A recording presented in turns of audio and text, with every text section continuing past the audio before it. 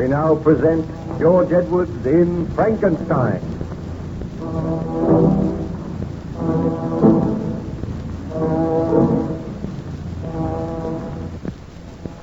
The good ship Voyager had been on a journey of exploration towards the North Pole. He was homeward bound, but unfortunately, the icy grip of the northern winter closed in, and the Voyager was surrounded by great blocks of solid ice. Her captain and crew were prepared for a weary wait before the thaw set in, and they could continue their journey home. Shortly after noon, Captain Walton and his first mate, Mr. Boyd, were standing on the deck of the Voyager.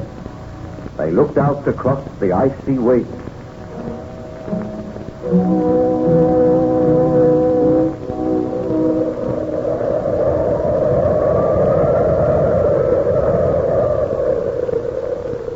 Well, Mr. Boyd, I think we will be here for quite a considerable time yet. There's no sign of a thaw setting in. The trouble is to keep the crew occupied, Captain, and they're beginning to grumble a good deal already. Well, give them as much work as you can. After all, we were prepared for something like this. We have ample supplies of provisions. I will take all responsibility for my men. I can promise you that they will all return safely to England. My eyes are stinging. What ails you, Mr. Boyd? Look there, coming across the ice. A man. Are all the crew accounted for, Mr. Boyd? No, I've left the vessel, sir. Approaching the side of the vessel. Ahoy there! Mr. Boyd. The ship here. No, I must be dreaming. This is another season of my tortured brain. I can assure you this is a ship. Give orders that the Spaniards to be helped aboard, Mr. Boyd. Aye, aye, sir. What ship is this? Whither are you bound? My men are coming to help you aboard now, sir. Bring him up that rope ladder. Steady there. Stranger appears to speak good English. Yes? I wonder where he came from. I can't understand it. A man wandering about all alone out here. The wind and the snow is howling about. They're bringing him aboard now, sir. Who is the captain of this vessel? I am, Captain. My name is Walton. And whither is this vessel bound? We have been on a voyage of exploration towards the North Pole. We commenced our journey homeward. The ice closed in on us. We are staying here until the thaw sets in. May I crave your hospitality and shelter? Most certainly, sir. May I ask your name? Victor Baron Frankenstein. I am ill and weak. Careful, he will fall. All right, sir, I have him. I must express my sorrow for the trouble I am causing you, Captain.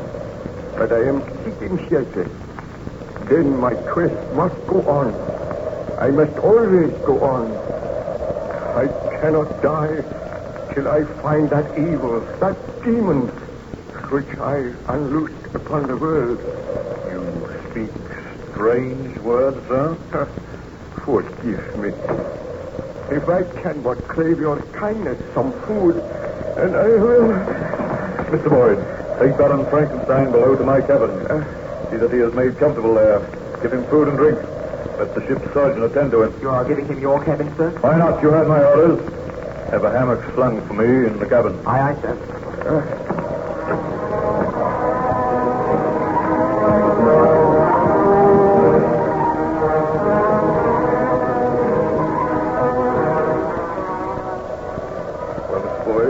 How does the stranger progress? We put him to bed, sir. He slept for quite a long time. He seems better now, but I think his mind is rambling. Why do you say that? Well, ever and anon he speaks of some demon, some fearful monster, who appears through the porthole. We had to use force on one occasion to persuade him to return to his bed. Strange. Perhaps his wanderings have deranged his mind. Do you think it is safe to leave him without a guard? Do you think we should take the precaution of locking your door, sir? He appears to be a gentleman. No doubt he has a strange story to tell. Has he mentioned anything which might supply a key to this mystery? Or why he was wandering about here in these icy wastes? He said that he was searching for an evil spirit, for a destroyer, a taker of human life. There's something about the man which makes me afraid, sir. Oh, boy, the man could do you no harm. I will go down and speak with him myself. Do you wish me to accompany you, Captain?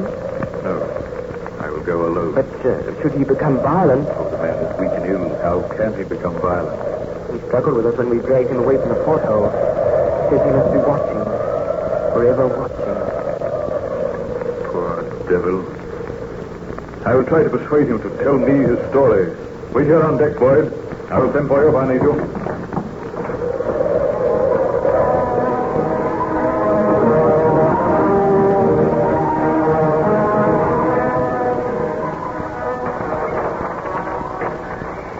Pardon my intrusion, Baron Frankenstein. I came to inquire after your health.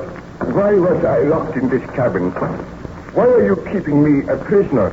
I am considering your own safety. Considering my own safety? I tell you, sir, my life means nothing to me. I wish to repair the great wrong which I have done. My friends, my family, they have all been murdered. And I am the murderer. You know not what you say. Look on me, Captain. You are looking on a man who unleashed a horror on this world. A man who was responsible for the murder of his beloved wife, his best friend, for the murder of little children. Are you a fugitive from justice? I am not a fugitive. I have been punished because I tried to usurp the rights of God. Now I seek to repair the wrong which I did. I do not understand you. Bid your sailors keep a close watch. Somewhere in these white wastes, somewhere near here, there is a monster, a creature who delights in taking human life. None of you is safe. Your wanderings and your hardships have caused you to imagine these things. No, I swear it is the truth. Near this vessel, I saw a giant footprint in the snow. It must have been the footstep of the monster which I created. Would you like to tell me something of your story? Captain Vulcan, I do not know if you will believe my story when I tell it to you. Perhaps you may have proof. Perhaps someday you will look upon this monster. May heaven grant that you do not. If it will help you to tell me about it, Baron Frankenstein, I assure you I will make a ready listener. Be seated, Captain. I have told you that my name is Baron Victor Frankenstein. I was born in Geneva, and my family is one of the most distinguished in that republic. My father had filled several public situations with honor and reputation. He was respected by all who knew him for his integrity. So you can see, sir, that I grew up in the most ideal surroundings. When I was 17, my parents sent me to the University of Ingolstadt, and there I became interested in science.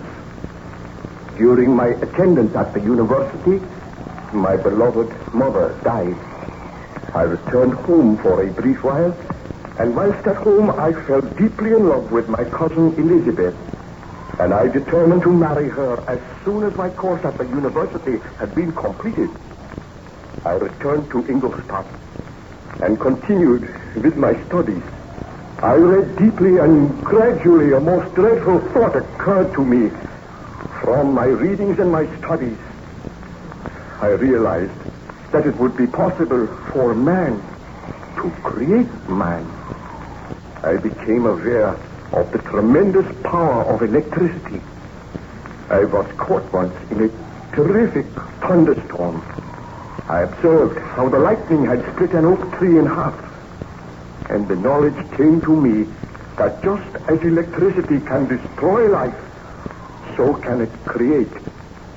And then and there, my horrible resolve was born. I vowed that I would not rest until I had created a man. This seems incredible, Baron Frankenstein. Oh, it may seem incredible to one who is not acquainted with science, but I studied and experimented, and when I retired from the university, I begged my father to build me a laboratory near our old home. He agreed to do this, and then I took into my confidence an old family servant called Giulio. The man was crippled, but he had a keen and agile brain, and he was interested in my experiments. For months we worked. I intended to create a creature who would be both strong, good to look upon, and noble. Are you speaking the truth, Baron Frankenstein? I swear that I speak the truth. Did you succeed with this monstrous project? I swear a holy oath that I succeeded. I created a man. I usurped the rights of God. Did I say I created a man? That is not the truth. I created a monster. A monster? Why, you might well shudder, Captain Walton. I will tell you the story of the creation of this monster. I will tell you why you found me wandering about the white waste. How did you get here? I chartered a ship. I paid a crew. We were wrecked upon an iceberg and all perished save one person. I was the miserable person who lived on because I had to live. I cannot die until I have destroyed that which I have created. But if you created this monster in Geneva, what is it doing here out in the white waste of the north? Oh, I'm tired, my friend. The story is too dreadful and horrible. Let me regain my strength so that I may complete my work. What I have created must be destroyed. Oh, my poor fellow. I assure you that we will give you every care and attention. Still you do not believe me.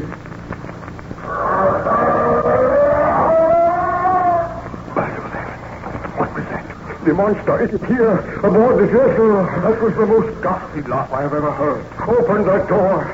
Let me complete my work now. Did you hear that? Stand aside. No, we shall not open this door. Mr. Boyd! Mr. Boyd! Come back once and bring a pistol with you!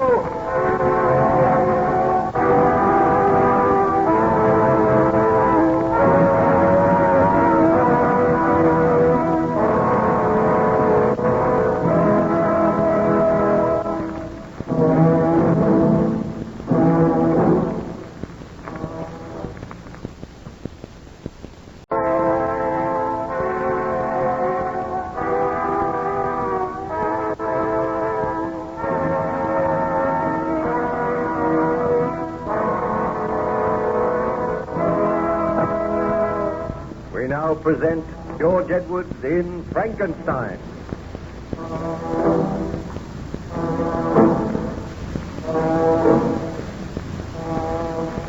The good ship Voyager was held fast in the northern ice bank. The captain and crew were astonished when a stranger came staggering across the ice and asked for shelter. This stranger was Baron Victor Frankenstein. He was placed in the captain's cabin, and then he commenced to tell his story. Shortly afterwards, however, a ghastly laugh was heard outside the cabin door. Frankenstein weakly attempted to get out of bed, but the captain pushed him back and called to the first officer to come to his aid.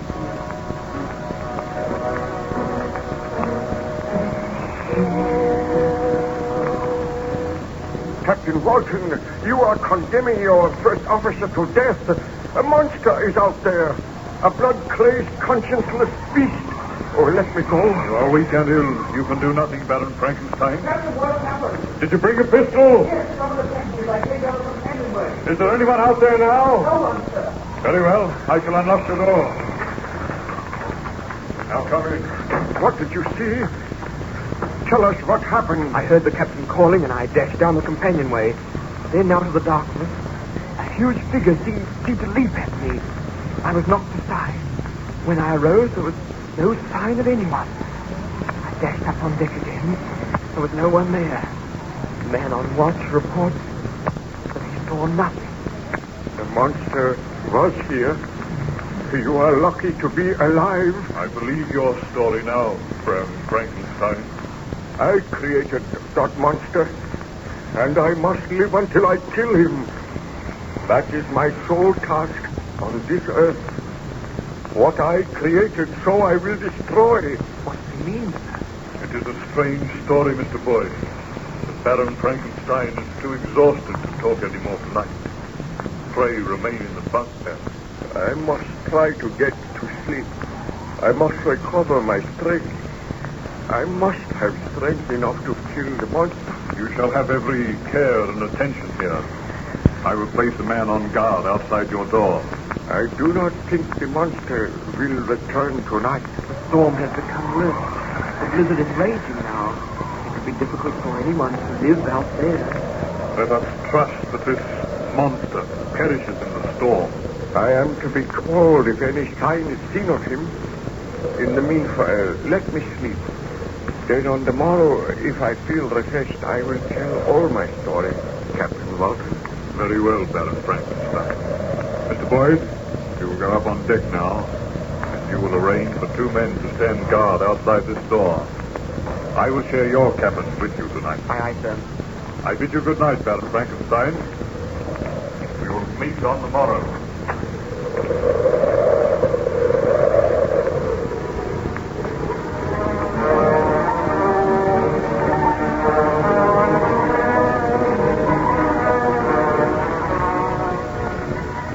Surgeon tells me that you seem much better today, Baron Frankenstein. Yes, Captain, I feel much better.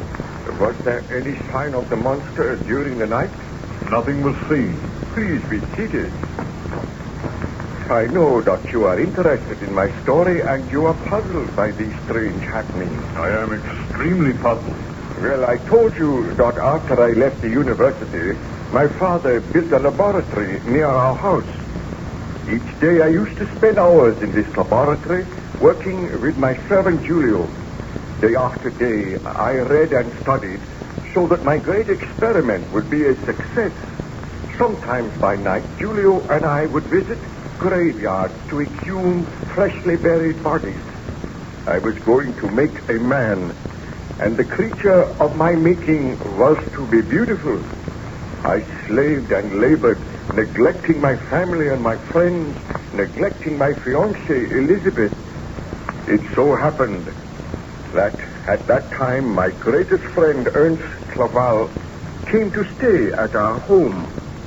He had been at the university with me, and he had a vague inkling as to the nature of my experiment. However, I had become sullen and morose. I shunned my friend, and as my experiment neared completion, well, I became possessed by a strange, tense excitement. Imagine me in my laboratory late one afternoon, Captain Walton. I glanced out of the window and saw that the sky was dark and overcast. My servant Julio stood by my side. Now and again he would glance over at the great bench on which lay a huge inanimate figure swayed around with yards of bandages. I walked over to where the figure lay. Julio followed me. Julio, I have news for you. I think that tonight we'll see the end of our work. Do you mean that the figure will come to life tonight, my master? I hope so. If the threatened thunderstorm takes place, there will be sufficient electricity to bring light to this inanimate mass. Look at it, Julio. At present, it is a lifeless mass shaped in the form of a man. For months, we have worked over it. Tonight, if the storm breaks, we shall raise this figure to the top of the tower in the laboratory, and there it will stay for 1 hour while the thunder crashes and the lightning flashes. Then we shall lower the body onto this bench once again. The wrappings will be taken off, and who knows? I may have created a man. Think of it, Julio. My work will be rewarded. I am afraid, master, we should not do this. Fool, why are you afraid? I am about to make a name for myself. I will be the greatest man in the world because I have created another in my own likeness. Throughout the centuries, men have tried to do this, but I will succeed. I know it. You may not be meant to succeed. Who is there? It is Clever here. May I come in, Victor? Yes. All right, Julio. Unlock the door. Oh, thank you. I wondered if I might watch you at work. Ernst, the time is right now for you to share my secret. My experiments are almost at an end. I suspect the nature of your experiments, Victor, and I almost dread to ask if my suspicions are correct. Look on this bench. Tell me what you see, Ernst.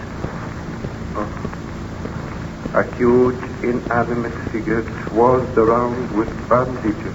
My creation. Tonight, this figure shall have life. Victor, you must not do it. Man is not meant to do that. Oh, you are like Julio. He is also afraid. I want to speak with you privately. Bid Julio be gone. You may go, Julio, but be here tonight at 7 o'clock.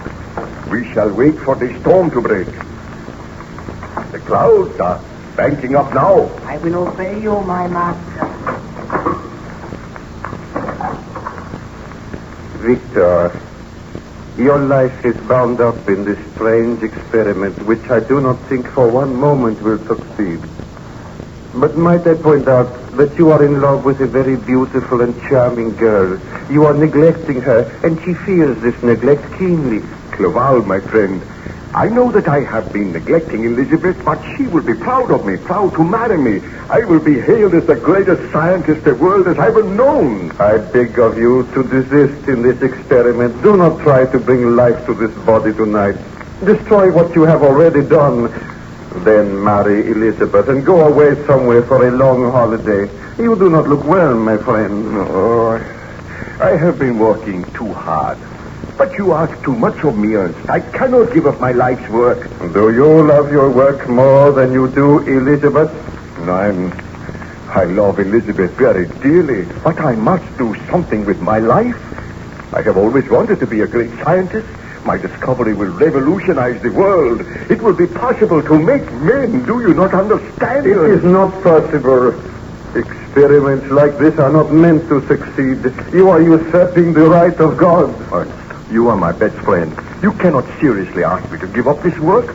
I am going to ask you to be here in this laboratory with me tonight to watch as I unbind the bandages from this figure and to know that my experiment has succeeded. Very well, Victor, since you insist. But I do think you should take Elizabeth into your confidence. Let her come here tonight. Oh, she will be afraid. We will all be afraid. But without wishing to dampen your ardor, let me assure you that I do not think this experiment will succeed. We shall see. Well, come with me now. Speak to Elizabeth. Tell her that you have been neglecting her and ask her to be present tonight. I will do that. We will go and seek out Elizabeth now. Well, Captain, I sought out my fiancée. I told her the truth. At first she was horrified, but gradually she became interested, and she consented to be present in the laboratory that night. After dinner, the storm developed rapidly. The thunder roared, and there were great streaks of forked lightning. Together, Elizabeth, Ernst, and myself went to the laboratory. There we found Julio awaiting us, and I led the way to the bench on which lay the inanimate figure. When we reached the bench... Well, my friends, I feel that you are about to witness one of the most extraordinary things in the annals of the world's history. Before you see a great inanimate figure entirely covered in bandages. By means of pulleys, Julio and I will raise that figure to the top of the tower, where it will remain for an hour. Then we will lower it, and I think the figure will have life. No, you cannot do it, Victor. You must not. I am afraid. Elizabeth, you said you had confidence in me. Will you promise me this, Victor? If the experiment is a failure, will you marry me and let us go away together? Never attempt to do this again. It is madness. I promise that if the experiment is a failure, I will discontinue all attempts. Now, does that satisfy you, Elizabeth? It does. Oh, do not worry, Elizabeth. I feel sure that this experiment cannot succeed. You hope it does not succeed, Ernst, but we shall see. The storm is at its height now. Come, Julio. Help me to place the body on the lift. Now, careful. Roll it over. Victor, I beg of you, do not do it. Quiet, please. Now, Julio, pull the ropes and I will assist you. Pull. See, my friend, the body is going up to the tower. There it will be exposed to the full fury of the storm. Watch. The lightning frightens me. But this is a dreadful storm. The body is in place now. It will remain there for an hour. We must be patient. We will wait here. And in an hour's time, I will lower the body, unwrap the bandages, and perhaps I will have created. Please proceed, Baron Frankenstein. Tell me what happened. I can tell you no more today, Captain. I am weary now, and the memory of the past upsets me. Please be patient. I will be patient. I will leave you to rest now, but I will return later, anxious to hear the remainder of your story.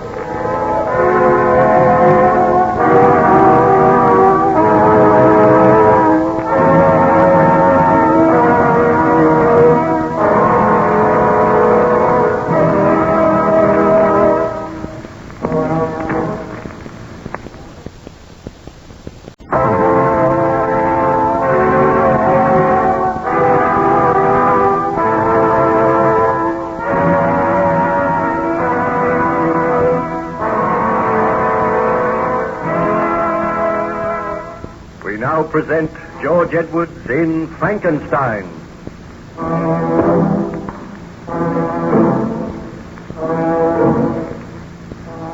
Baron Frankenstein had taken refuge on the ship Voyager, which was icebound somewhere near the North Pole.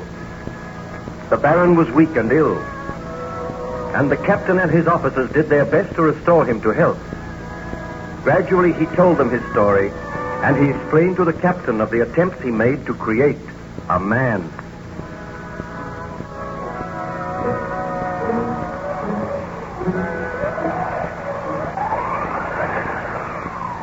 Do you feel able to tell me any more of your story now, Baron Frankenstein? Somewhere out in those wide wastes, there is something which must be destroyed. The thought of it is driving me mad. If only I could regain my strength. If only I could continue my quest. Please do not distress yourself. The surgeon tells me that you are making an excellent recovery. I want to hear about your great experiment.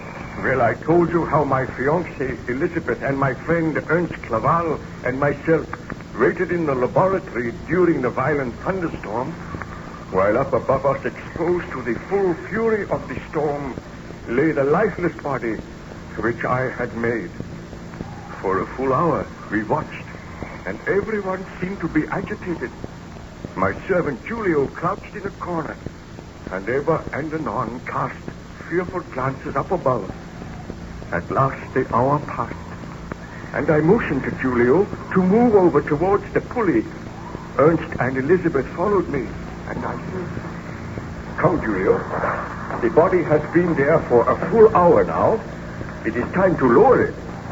My hands are trembling with excitement, for soon I shall know whether I have created a man. Stop. I make one more appeal to you, Victor. Do not proceed with that experiment.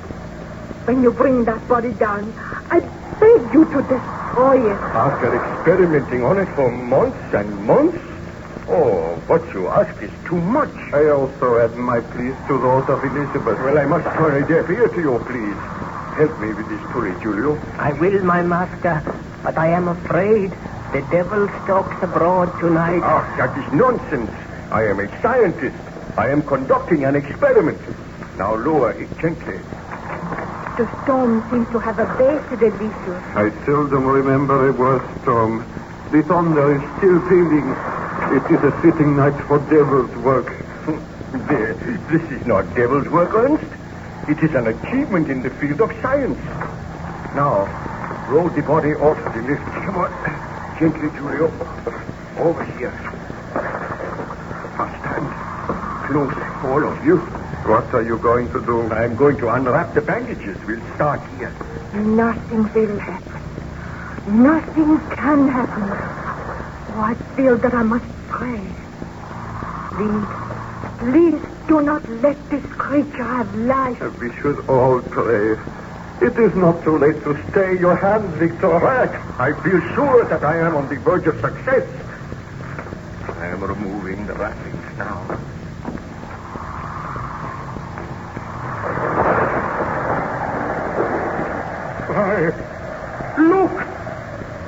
tone is increasing again. It sounds almost as if the voice of the heavens is protesting. Look at the face. It is horrible. I did not mean the face to be like that. I thought it would be beautiful. The skin is all drawn tight. It is awful. Oh. This is ghastly. There is no sign of life. Wait. I will remove the other bandages. I have never seen such a hideous, bestial face. No creature like that could have life. Elizabeth, what ails you? The eyelids. I swear I saw them flutter. The eyelids did move. No. We must be dreaming.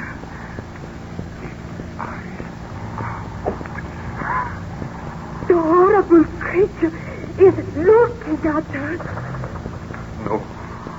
It has closed its eyes again. Julio, darken the room. The light is too strong. My master, let me take this hammer. Let me destroy the creature. You heard my orders. Lower the light. I will obey. Look. It is raising one arm. It has life. My experiment has succeeded. I have created life. I am the greatest man the world has ever known. No other man has had such power. Victor, this is too horrible. Destroy it now. Destroy it now would be murder. Although this creature is terrible to look upon, it is a man. It has life. It has feelings just as you and I. Can it speak? Not yet. It must learn to speak. Just as we had to learn. That awful noise. What are you going to do, Victor? I was prepared for the success of this experiment. So there is a room all in readiness for my creation. Unlock the door of that room, Julio. I am afraid. Let me destroy this creature. Come, Julio. You help me to create this man. It is not a man. It is a monster. It is moving. It is struggling into a sitting position. Have you unlocked the door of the room, Julio? I have, my master. Then help me. We will move the creature into its abode. We will lock it in there. It will be your charge until tomorrow, Julio. Remain here in the laboratory. Remain just outside the door. Do not enter the room yourself, and do not let anyone else enter. I will obey. Oh, this is my creation. A man which I made with my own hands. The creature seems to be able to focus its eyes now. It is looking straight at me. Oh, it looks awful. I shall train it myself. Come, take the other arm, Ernst. Let us help it to walk across the room. No, I cannot touch it. There is much I would do for you, Victor, but I cannot touch that monster. I feel that I am going mad. There is no need to be afraid. The creature is helpless. It can barely walk. You help me, Julio. Take the other arm. No, do not make me touch it. Do as I say. Look, I have taken one arm. Now, help it off the bench.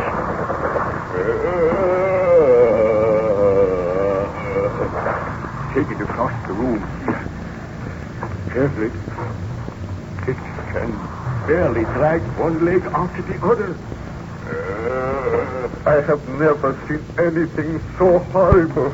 I admit I am disappointed in the appearance of my creation. It seems that in gaining life, the skin has become stretched tight, and the features have coarsened. Still, the creature has life, and that is the main thing. Now we will place it in this room. Careful, Julio. Now, help me get it on the bed. Its head is not big enough. The creature seems to have become taller and bigger. That is the extraordinary thing. Probably caused by the electricity. Leave it on the bed.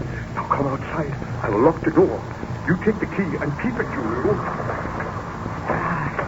I am glad the door is locked. I feel safer now. I feel a strange and almost overpowering sense of triumph.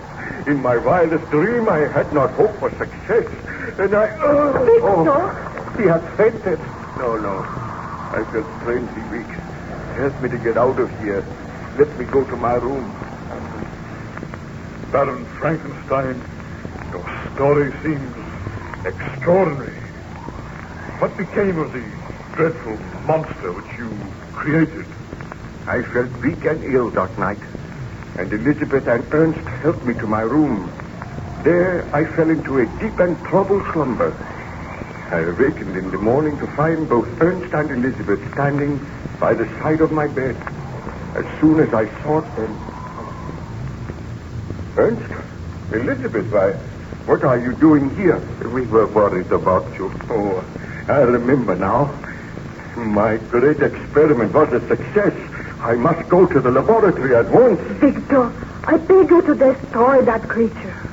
Just as you gave it life, so you can take that life away. I know that you will never be happy while the creature lives, and I know that I can never be happy.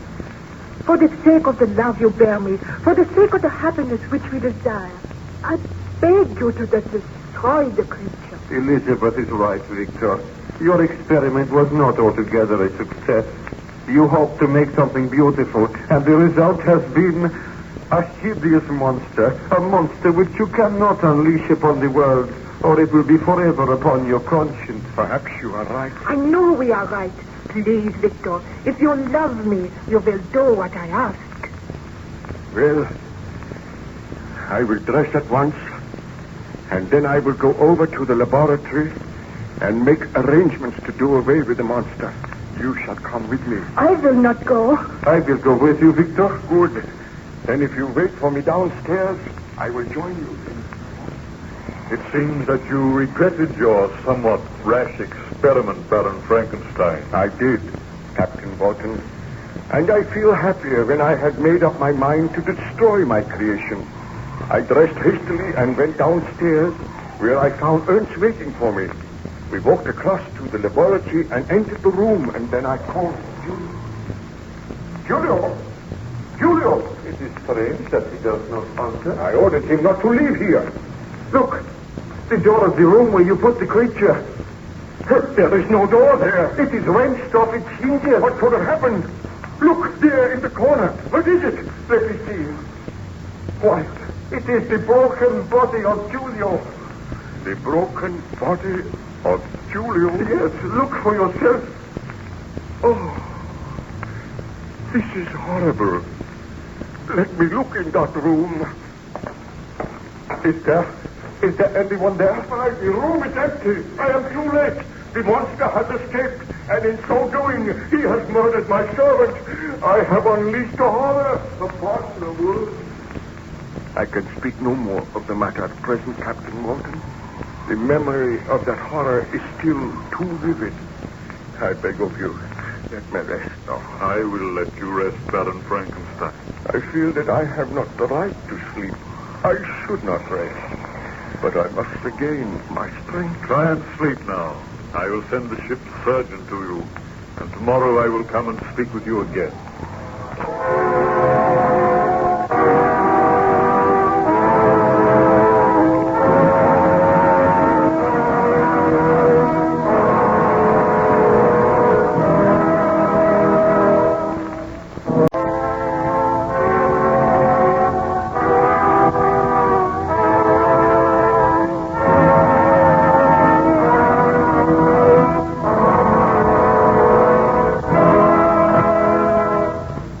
Present George Edwards in Frankenstein.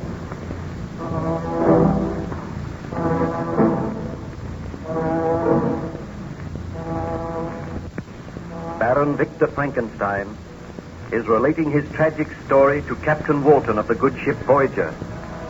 The vessel is icebound somewhere near the North Pole. Frankenstein is taking shelter there. He told the captain of the creation of the monster and of events leading up to the monster's escape and the murder of Julio.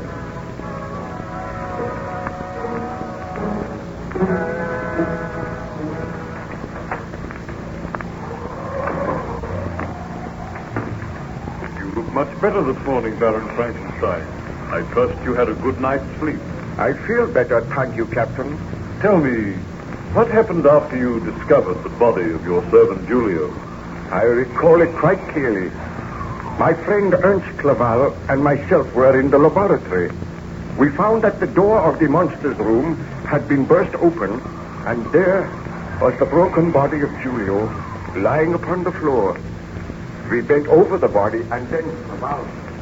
Do you realize, Victor, that you have unleashed a monster upon the world, a killer?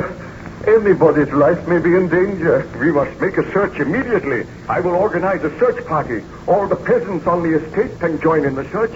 I now realize the enormity of my crime. I will aid you, but I do not know what Elizabeth will say when she learns of this. What are the authorities going to say? How am I going to explain the broken body of Julio? You will have to tell the truth to the police. But they will not believe me. They think I am mad. Oh, you were mad to attempt this experiment. I am only sorry that it has succeeded. Elizabeth will be appalled when she hears this news. I will search for the monster, I promise you. But I do not think there is anything further to fear, Ernst. The monster will perish. I wish that this were only a dream, some horrible nightmare, and I could awaken to find it was not true. Poor Julio's body proves the truth of what has happened. I know, but somehow my fear has vanished. I am going to seek my own happiness now. Oh, how can you talk like that when the monster is at large? The monster will be found. If not, he will perish. Let us go to the police. Tell me, did the police succeed in finding the monster, Baron Frankenstein? They did not. The search went on for days, and still there was no trace of the monster. But my hopes were high. I felt sure that the creature had wandered away somewhere in the hills, and there perished from cold and starvation. There came a day when I had almost forgotten the monster, and my experiments, they seemed like some dim dream of the past. I sought out Elizabeth, I feel sure that we will have no further fear of the strange creature for which I was responsible. I am asking you now, will you marry me and come away to England? Let us take a long journey together. But Victor, does your conscience allow you to live here? Are you sure that nothing further will be heard of this horrible creature? Oh, it is some months since the monster disappeared and nothing has been heard of it.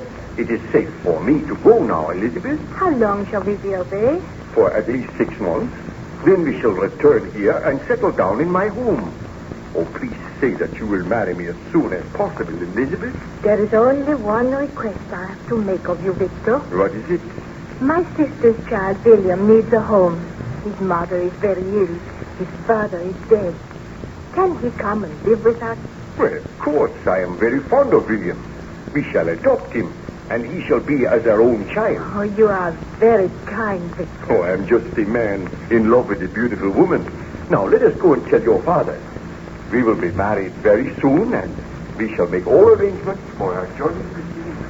Well, Baron Frankenstein, I trust you are not too tired to continue with the story? No, I am just marshalling the facts recalling my happy marriage, those glorious few months in England, and then my return home. How long did you remain in England? For 8 months. We had a delightful holiday there, and I returned to my ancestral home, and my wife and I settled down.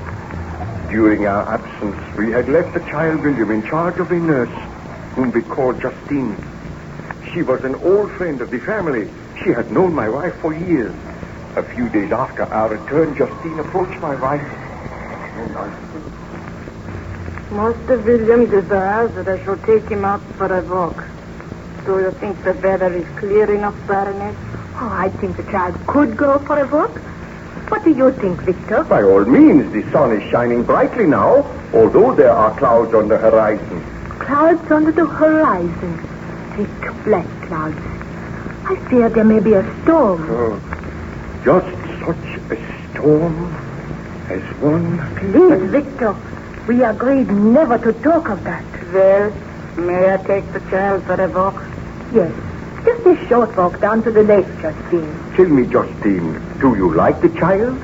Do you think that young Master William shows promise? He is rather a David child, with a very strong will of his own. But I am fairly strict with him. Oh, you must not be too strict with him. Remember, we were all young once. I will remember that, Baroness. All right. Take him out now. But do not take him any further down the lake. If there are any signs of an approaching storm, bring William home at once. I will, madame.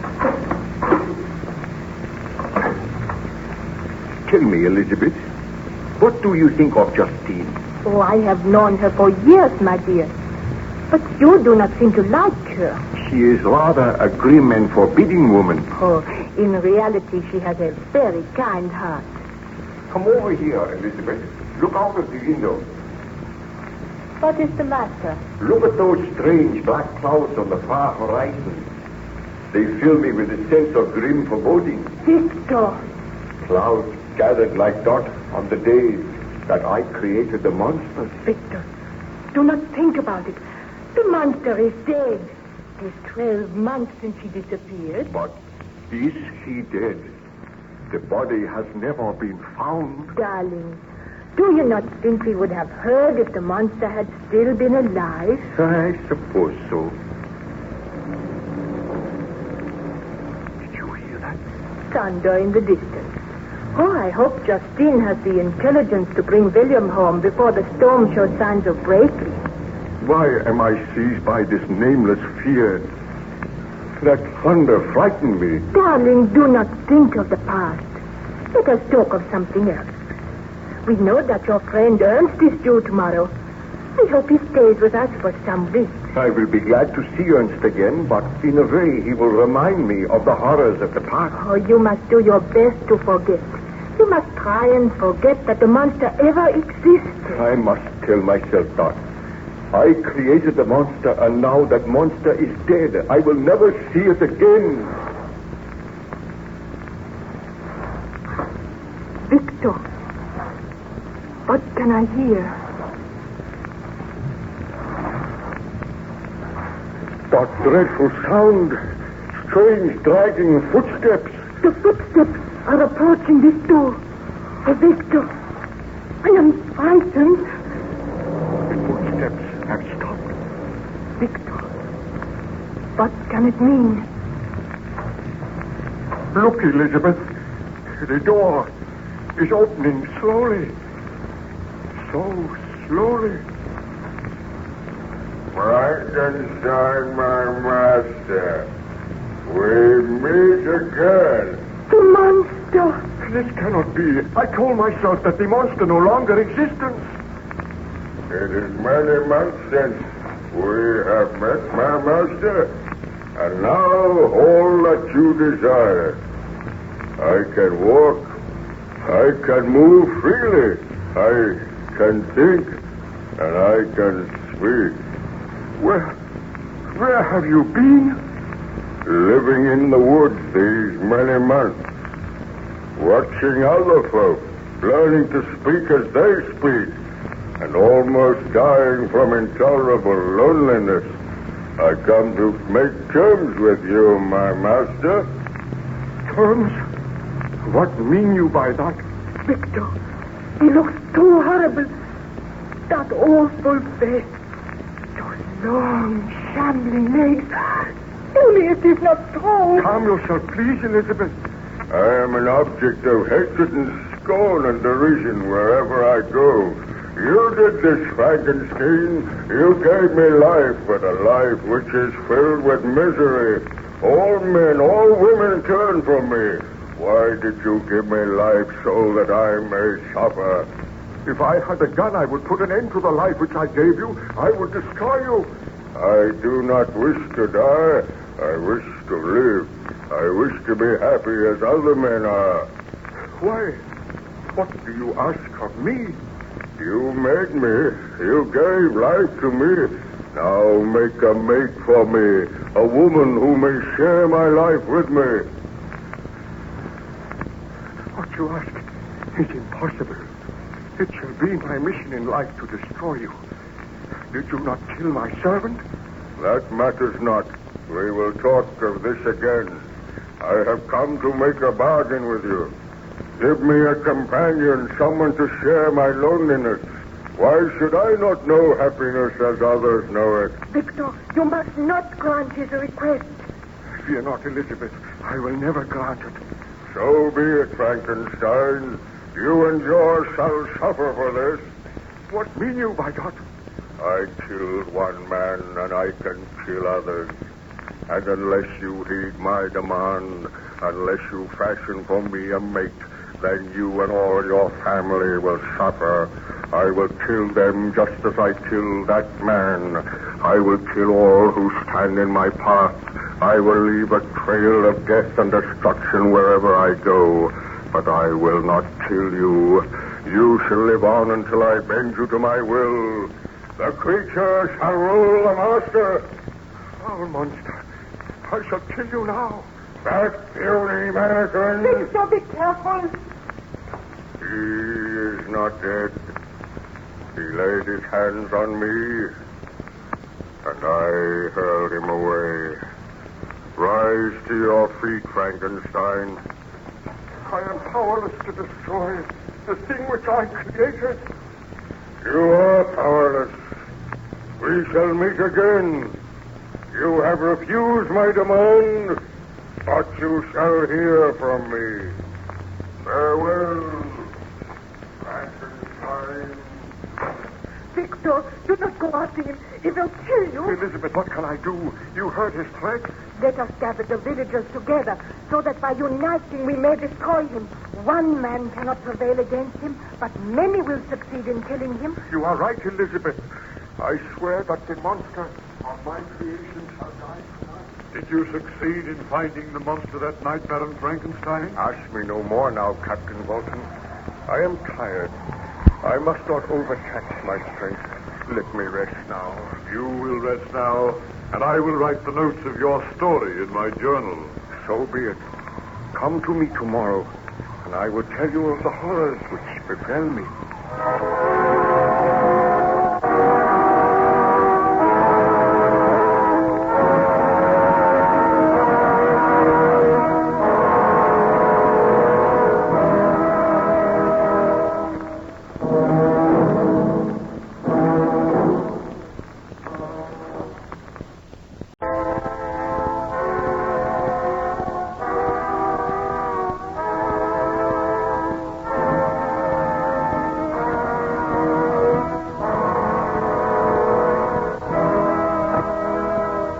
We now present George Edwards in Frankenstein.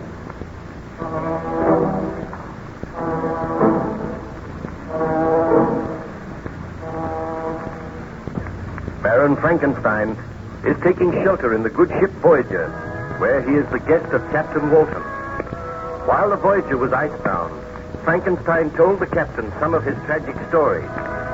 He told of the creation of the monster, of its escape and return.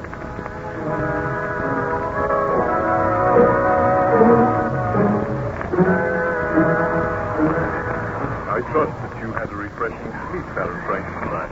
You certainly look much better this morning. Thank you, Captain. I slept very well, and I feel that my strength is gradually returning. I am glad to hear that. Do you feel inclined to tell me some more of your story? Well, I remember telling you how the monster had returned. He had learned to speak, and he begged me to make him a mate. Yes. One cannot help feeling a little sorry for him. I know what it is to be bitterly lonely. I also know, but the monster rushed out of the house when I refused. My wife and I discussed the matter. I sent for the burgomaster and begged that his officers would look for the monster. Some little time later, the storm burst in all its fury. The rain came down in torrents, and the thunder roared. My wife approached me anxiously. Victor, do you know that Justine has not brought little William home yet? I had almost forgotten about them, Elizabeth. Are you sure they have not come home? I have searched the house. We have asked the other servants, and they have seen no sign of them. Dear, this is most disturbing. You instructed the woman to come home before the storm burst. They have been out for a long time. Do you think we should go and look for them? And they only went to the edge of the lake. They cannot be far away. I am worried, Victor. We know the monster is loose out there. Suppose that he were to attack William or Justine. Oh, there is no fear of that. Undoubtedly, Justine and William are taking shelter somewhere. I hope that you are right. But Justine, you have returned. Where is William? How can I tell you? Victor, where is William? I took him to the lake, and I was playing with him there. He ran away from me. He went into the woods. It took a long time to find him, but I failed. I called his name time and time again, but there was no reply. The storm burst. I became panic-stricken. I have been out in the rain searching for him. I fear that he may have fallen into the lake. Victor, you must go at once. Find the burgomaster and his men. Tell them to forget about the monster. They must find William. I will go now. Have hope and courage, Elizabeth. I am sure that I will find William somewhere. Madame, how can I ask your forgiveness? I swear that I meant no harm to come to the child. You should have stayed with him, Justine. If any harm has come to me, I will never forgive myself. Well, go and change your clothes. You are wet through, and then come down here.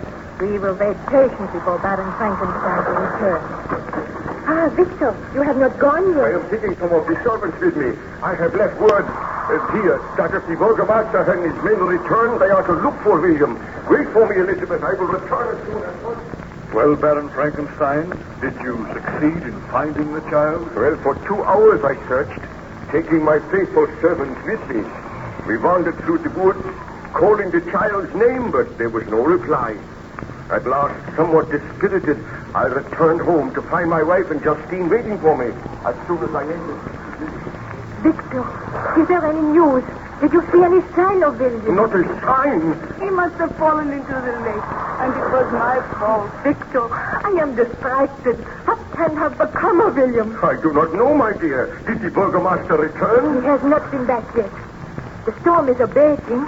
Yeah, it is passing. We will continue our search all through the night. Listen. I hear men's voices.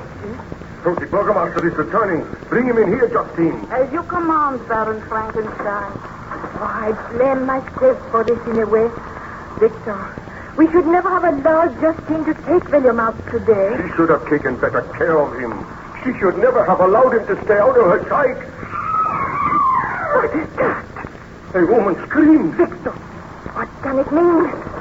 Burgomaster, what has happened? Who screamed? I am sorry to tell you, Baron Frankenstein, that a tragedy has occurred. My men have found the body of the child William. William is dead? Yeah, the girl Justine saw his body when we were carrying it in. My men are holding her. Elizabeth, I do not know what to say to you. Burgomaster, tell us what has happened. I only know that we were searching for this monster of whom Baron Frankenstein spoke. During the course of our search, we looked through some rushes on the edge of the lake, and there we found the body of the boy William. He was lying face downward in shallow water, and he was dead when we found him. Did you send for a doctor? Yeah, we did, but the doctor could not have helped in this case, Baron Frankenstein. Do you think the boy tripped and fell into the water? I think that he was pushed into the water. And I think Justine was responsible for the crime. Oh, no, you must not say that. You have been away, both of you. But it is common talk here that Justine disliked the boy. She was always scolding him, and she told people that he was a difficult child. And we think that in a fit of rage, she pushed him into the water. Oh, I do not think that is possible. Well, let us have the girl in here and question her now. But my wife is grief-stricken. She need not remain here. Let me go and look about the body of William. I will send Justine to you. Very well, my dear. But do not distress yourself. Please go to your room and rest. I feel that I shall never be able to rest peacefully again. I will wait here with the burgomaster. Tell them to bring Justine in here. Very well, my dear. I know this is most distressing for you, Baron Frankenstein, but I have my duty to do. And if my suspicions are correct, then Justine will be arrested. Tell me this. Did you see any sign of the monster? Any huge footprints? No, we did not. The rain was coming down in torrents. No footprints would be left. Oh, bring Justine in here. Why have these men seized me? I have committed no crime. Hear me, girl. Is it not true that you were always scolding the child? He was a wayward child, and as he was in my charge, I had to correct his faults. You are a woman of unbridled temper, and at times you have been known to strike the child. Why, this is news to me, Burgomaster. She has been seen to strike the child. That is not true. That is true. Will you admit that at times you have struck him? Yes, I have struck him, but merely because he deserved it. You had no right to do that. Hear me, Justice. Is it not true that in a fit of rage, you pushed the child into the lake? That is untrue. I swear I did not push him into the lake. He ran away from me. He went into the woods, and I could not find him. You must believe me. We do not believe you. Baron Frankenstein, you know I would not kill the child. Address your remarks to me, Justice. Is it not true that in a fit of rage, you pushed the child into the lake, and then you were afraid of your mad act? You wandered around in the rain for hours and pretended you were looking for him. It is not true. Did you quarrel with him today? I was angry with him for running away from me, and I said I would slap him if I caught him. You terrified the child. I did not kill him. I am going to arrest you and charge you with the murder. You will stand your trial in due time. Baron Frankenstein, I appeal to you. I swear that the child came to no harm at my hands. I have served your family faithfully and well these many years. I did not murder William. You cannot believe it of me. I beg that you do not allow him to arrest me. Burgomaster, I think you are being rather hasty. I cannot believe that Justine pushed the child into the lake.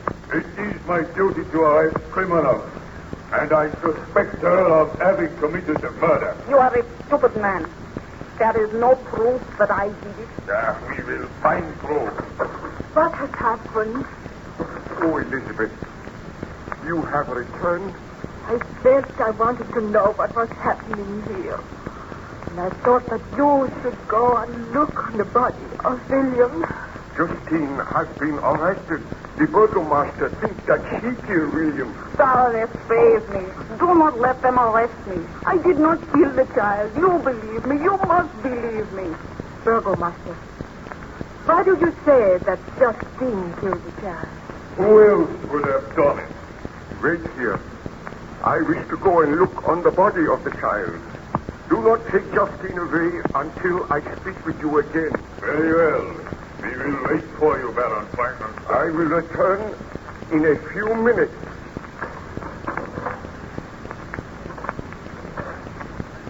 Now, Justine, it will be better for you if you tell the truth. If you confess, then there may be a chance of saving your life. But if you persist in your denial and the court finds you guilty, then you will surely die. But I am not guilty. And I know the Baroness does not believe that I am guilty. Perhaps the Baroness is not aware that at times you struck the child. Is that true, Justine? I had to correct his faults. Never at any time did I strike him hard. Oh, you had no right to strike him. I go to my knees before you, Baroness. I swear I am innocent of this charge. Please help me. Enough of that, Justine. You shall receive a fair trial. But I am convinced that you are guilty. Wait, Burgomaster. This girl is not to be taken from the house. What ails you, Baron Frankenstein? She did not murder the child. What? How do you know? Did you not observe the marks upon the child's throat? He was strangled. The marks were the same as those upon the throat of my poor servant Julio. I am in reality the murderer of that child.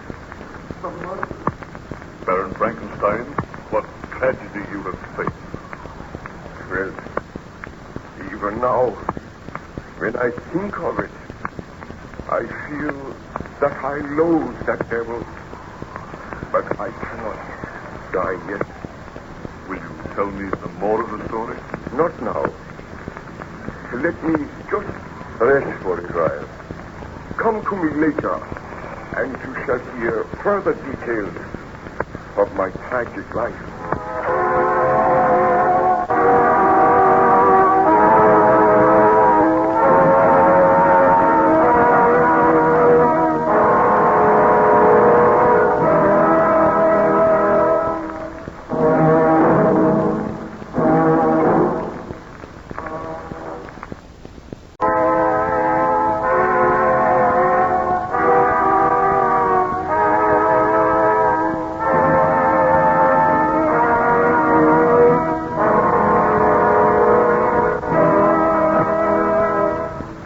present George Edwards in Frankenstein.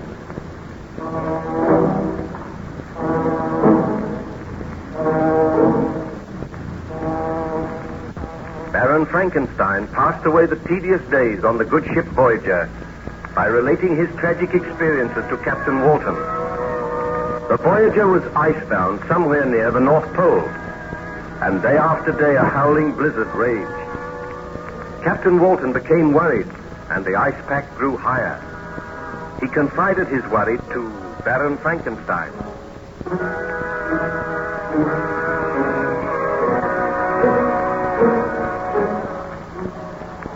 You look rather worried today, Captain Walton. Unfortunately, the weather shows no signs of abating, Baron Frankenstein. Have any of your men seen any trace of the monster? Has he attempted to visit the ship again? No one has seen any trace of it. Let us hope it has perished out there in the blizzard. I hope so, but I very much doubt it. Do you feel inclined to tell me some more of your story?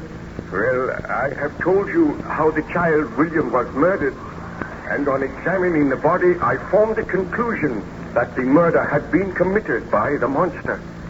I dashed back into the room where my wife and the burgomaster were waiting with Justine, and I told them that I was in reality responsible for the murder of William. They looked at me in some amazement. And then my wife... Victor, what are you saying? It is true, Elizabeth. The monster killed William, and I created the monster. He has done this for revenge because I refused to grant his request. Do you not agree with me that Justine was guilty of the murder? I swear that I am not guilty. You can release Justine.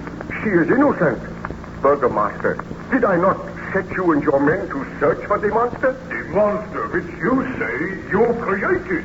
I like the story, Baron Frankenstein. Understand, Burgomaster, that people do not doubt my word.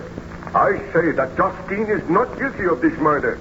Take your men, go and search for this monster. Then you will find the murderer. Had you examined the body closely, you would have seen the marks on the throat. I am sorry if I have given you offense, Baron Frankenstein.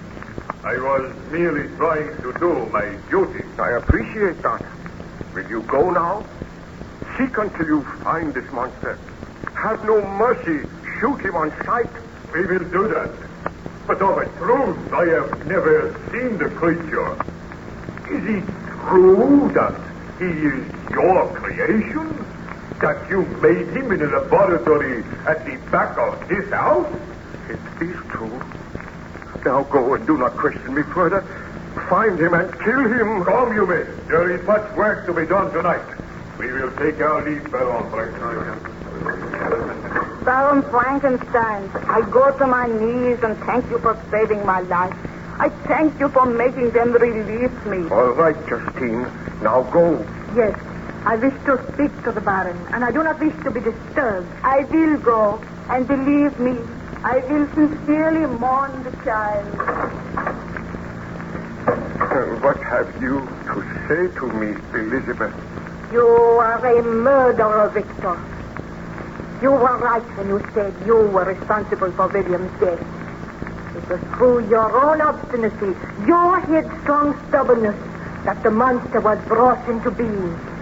Ernst I pleaded with you. We begged you not to proceed with this experiment. But you turned a deaf ear to our pleas. And as a result, Julio and William have been murdered. The murder is yours, and it will forever be upon your conscience. Oh, Elizabeth, please do not turn against me. Had you heeded me, had you really loved me, you would not have proceeded with your experiment. You would have married me and destroyed the form which you had made. But you were selfish. You wish to win fame. And what is the result? Oh, I hate you, Victor. Oh, Elizabeth, you do not mean that. That child's body lies in this house, mutely crying for revenge. And yet you stand here and try to justify yourself. What can I say to you, Elizabeth? Are you going to let that monster live? Are you going to let it roam the countryside, leaving a trail of death and misery? Why are you not out searching for it? Why do you not destroy this evil thing? Very well, Elizabeth. I admit that I cannot justify myself. I will go now, and I shall not return until I have slain the monster. No, Victor. I do not mean what I said. If you go out there, the monster may kill you. You have shown me my duty very plainly, Elizabeth. I will go, and I trust that I will return. You must not go, Victor. The shock and the grief caused me to speak like that. I do not hate you. I love you, and I want you to stay here. It is because of my love for you I want to repair the great sin which I have committed. You cannot go. Remember, Ernest Corval is coming tomorrow. Tell him what has happened, and do not fear for me. Goodbye. Did you succeed in finding the monster, Baron Frankenstein? Well, I wandered out into the night. I walked through the woods. I traveled for miles until I was footsore and weary. But still I saw no trace of the being which I had created. And then, just as dawn was breaking, I came to a little clearing at the side of the woods. I looked around curiously, and then eventually I heard a woman sobbing. I hurried in the direction of the sound, and as I came through the woods, I saw a peasant's cottage. Outside the cottage, a woman was kneeling beside the body of a man. She was weeping bitterly. I approached her.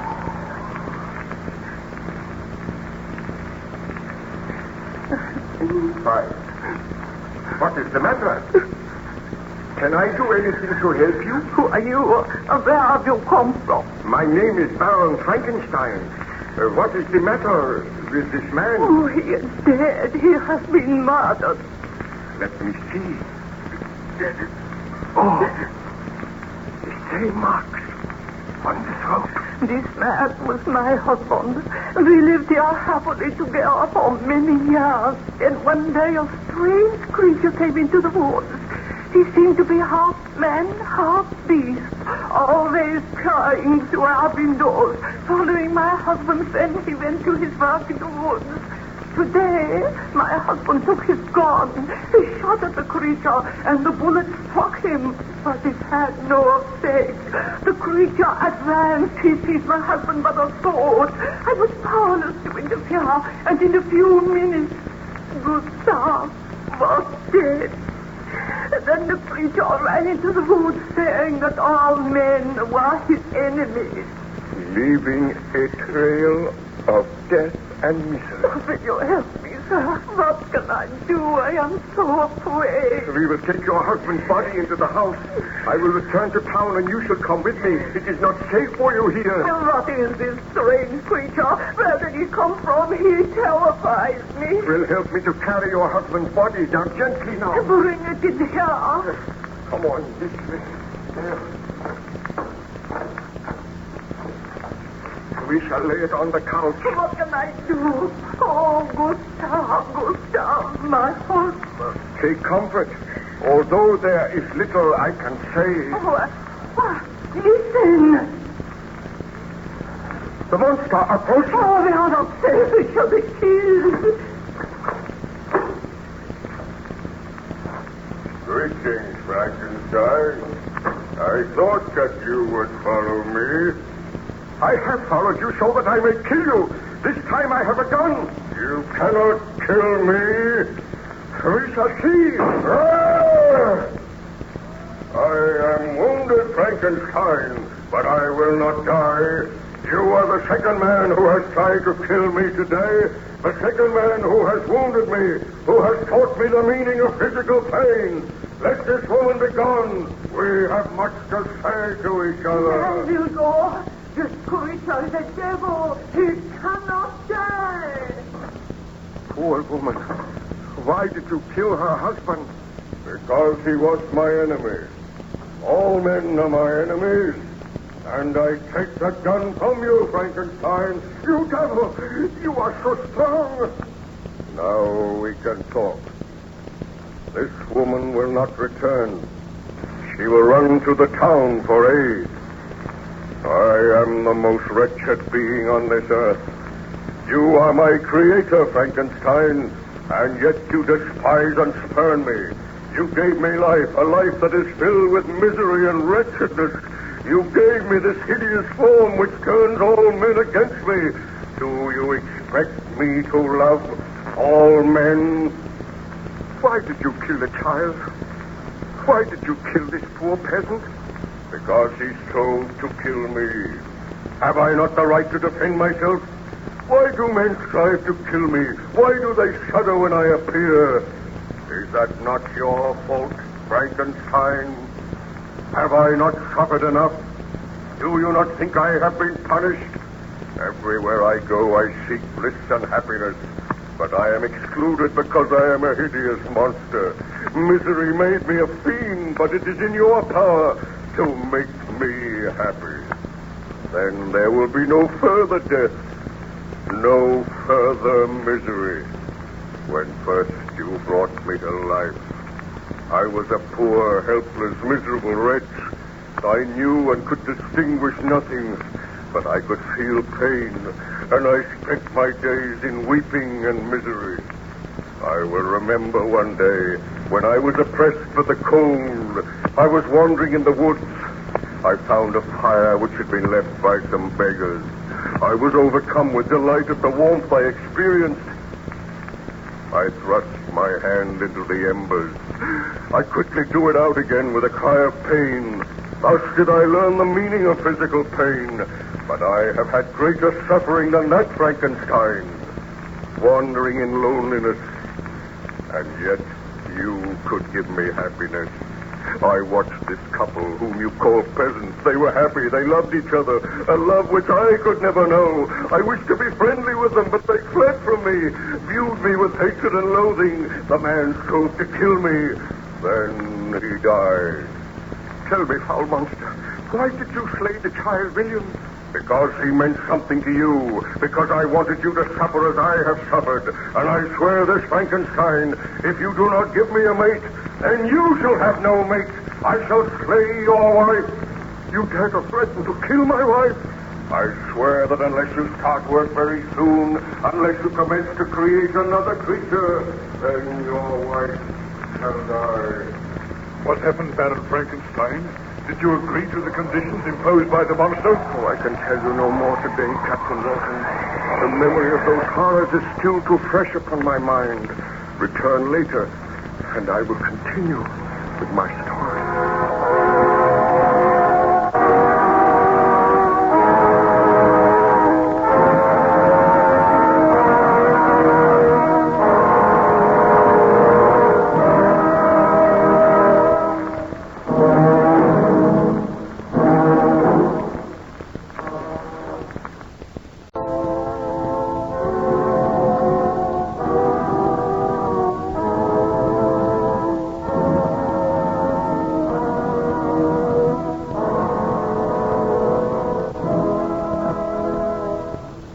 Present George Edwards in Frankenstein.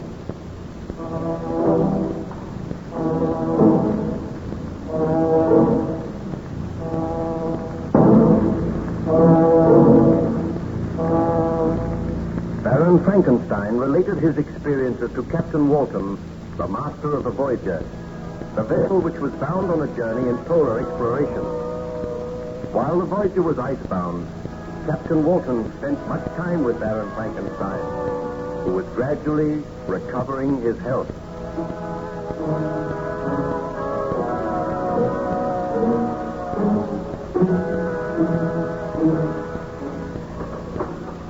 Oh, Baron Frankenstein, I thought perhaps you might care to look at my journal.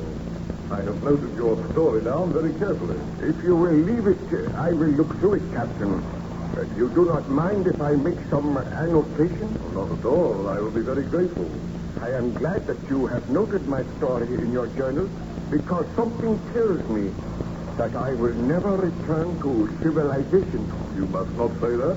You are recovering splendidly. I know, but I dare not return until I am certain that the monster is dead. We know that he is somewhere out there in the White Waste. waiting to wreak his foul vengeance on some defenseless human being. You will pardon my contradicting you, Baron, but we do not know that. I think the monster must have perished in the blizzard. What part of my story did I reach yesterday? You were telling of your conversation with the monster. You met him after he had murdered the peasant, and he threatened to kill your wife unless you created a mate for him. Yes. I sat there in the little peasant cottage, and I was horrified at the monster's words. He gazed at me for some time, and then... Foul monster, you seek to arouse my sympathy. Do you not know that you have turned my wife against me? Had I but heeded her advice, you would never have lived. I came to destroy you the day after your creation, but I was too late. You had escaped, and you had already taken a life. I will take no more lives if you will accede to my request. When I left your home, I wandered through the woods, and there I saw the child whom you called William. As soon as he saw me, he screamed and sought to run away. But I seized him by the arm and spoke softly to him, bidding him not to be afraid. He told me that his uncle was Baron Frankenstein, and that I would be punished if I harmed him. At the mention of your name, I trembled with rage, and in a fit of black rage and despair, I killed the child. Just as I shall kill all of your family unless you create for me a mate. I cannot bring myself to do such a thing. You are hideous and horrible. Were I to create another like you, I might unleash another horror on the world. My companion must be as deformed and horrible as myself. One from whom everyone will shrink, and who will turn to me for comfort. But I cannot do it. You must do it, or I will work against you so that you shall curse the very day that you were born, so that you will curse those whose hands created me. I do curse them now. I seek to reason with you. You are my creator. Let me feel gratitude towards you. Let me see that I excite the sympathy of some existing being. Do not, I beg of you, deny me my reward. I have tried to paint for you a picture of misery, the horror, and the suffering which I have undergone. All I ask is a mate as hideous and repulsive as myself. Do I see compassion in your eyes? And if I consent, what then? If you consent, neither you nor every other human being shall ever see us again. I will take my mate and go to the vast and frozen wastes of the north. Your body is deformed, and your mind is deformed. I have learned that I cannot control the mind of any creature which I create. If I create a mate for you, she will also have the desire to kill, to inflict misery on others. Oh, I dare not do it. If you refuse, I swear that all you know and love shall die as others have died. I will haunt this earth, the enemy of mankind, who are my enemies. So be it. I must consent to your demand on your solemn oath that you will take your mate into exile so that none will ever see you again. Do you swear to that? I swear by the sun, and by the blue sky of heaven, and by the fire of the love that burns in my heart, that if you grant my prayer, you will never behold me again. Depart to your home and commence your labors.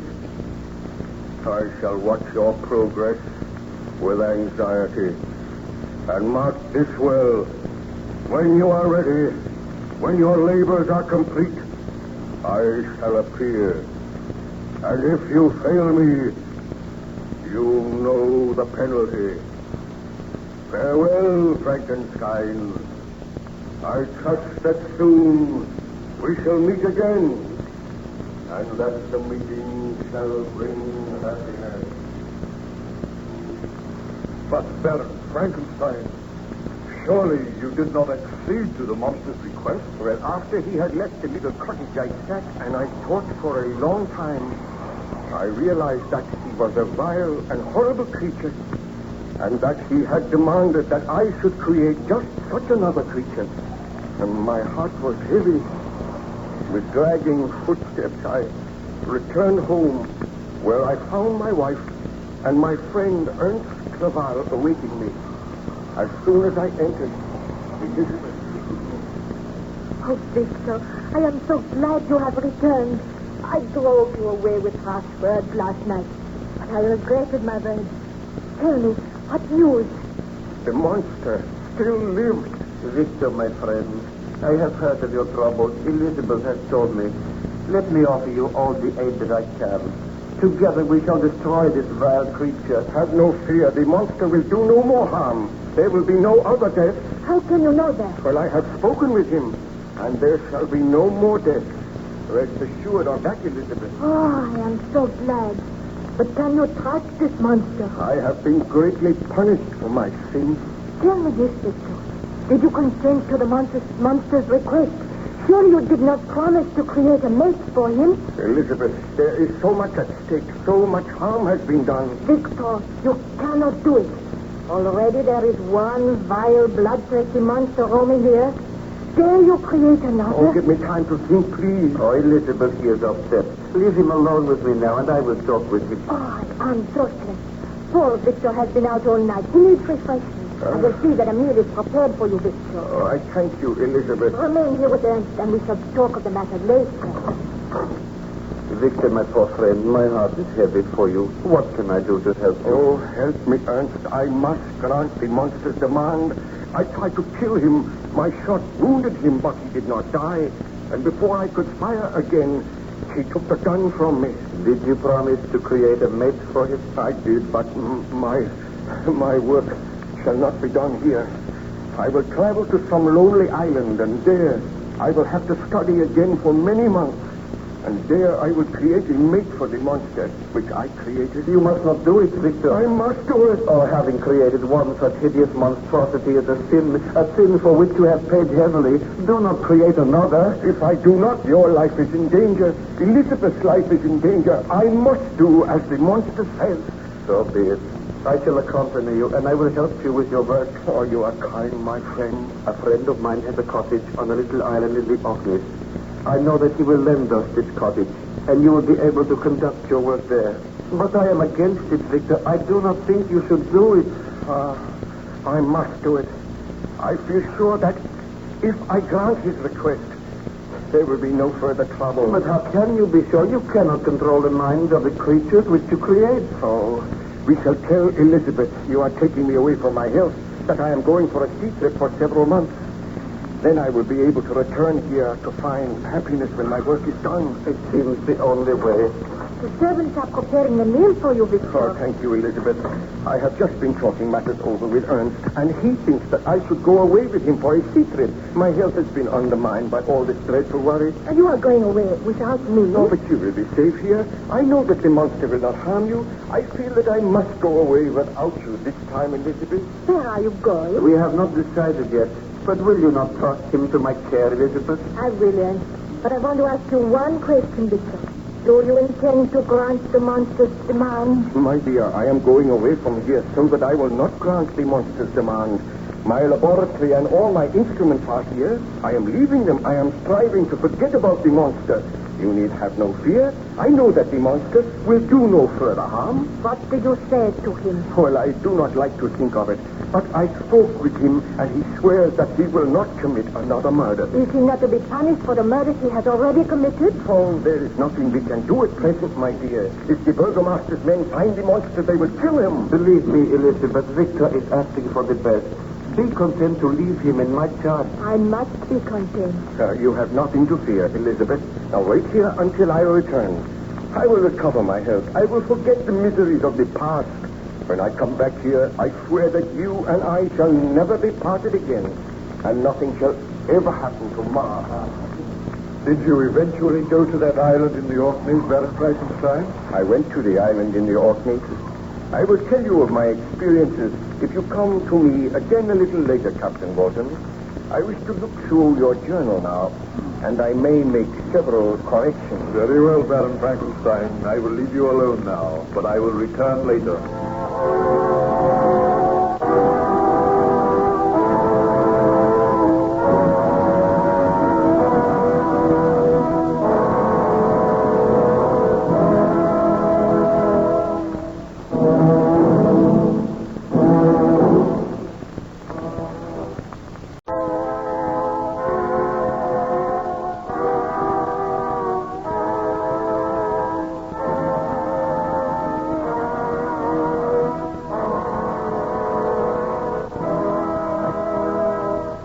Now present George Edwards in Frankenstein.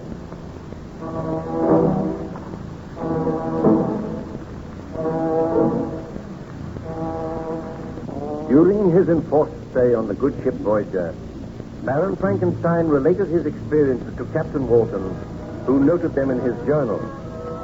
And it is owing to that journal that we are able to retell the strange experiences of Baron Victor Frankenstein. Each morning, Captain Walton used to visit Baron Frankenstein's cabin.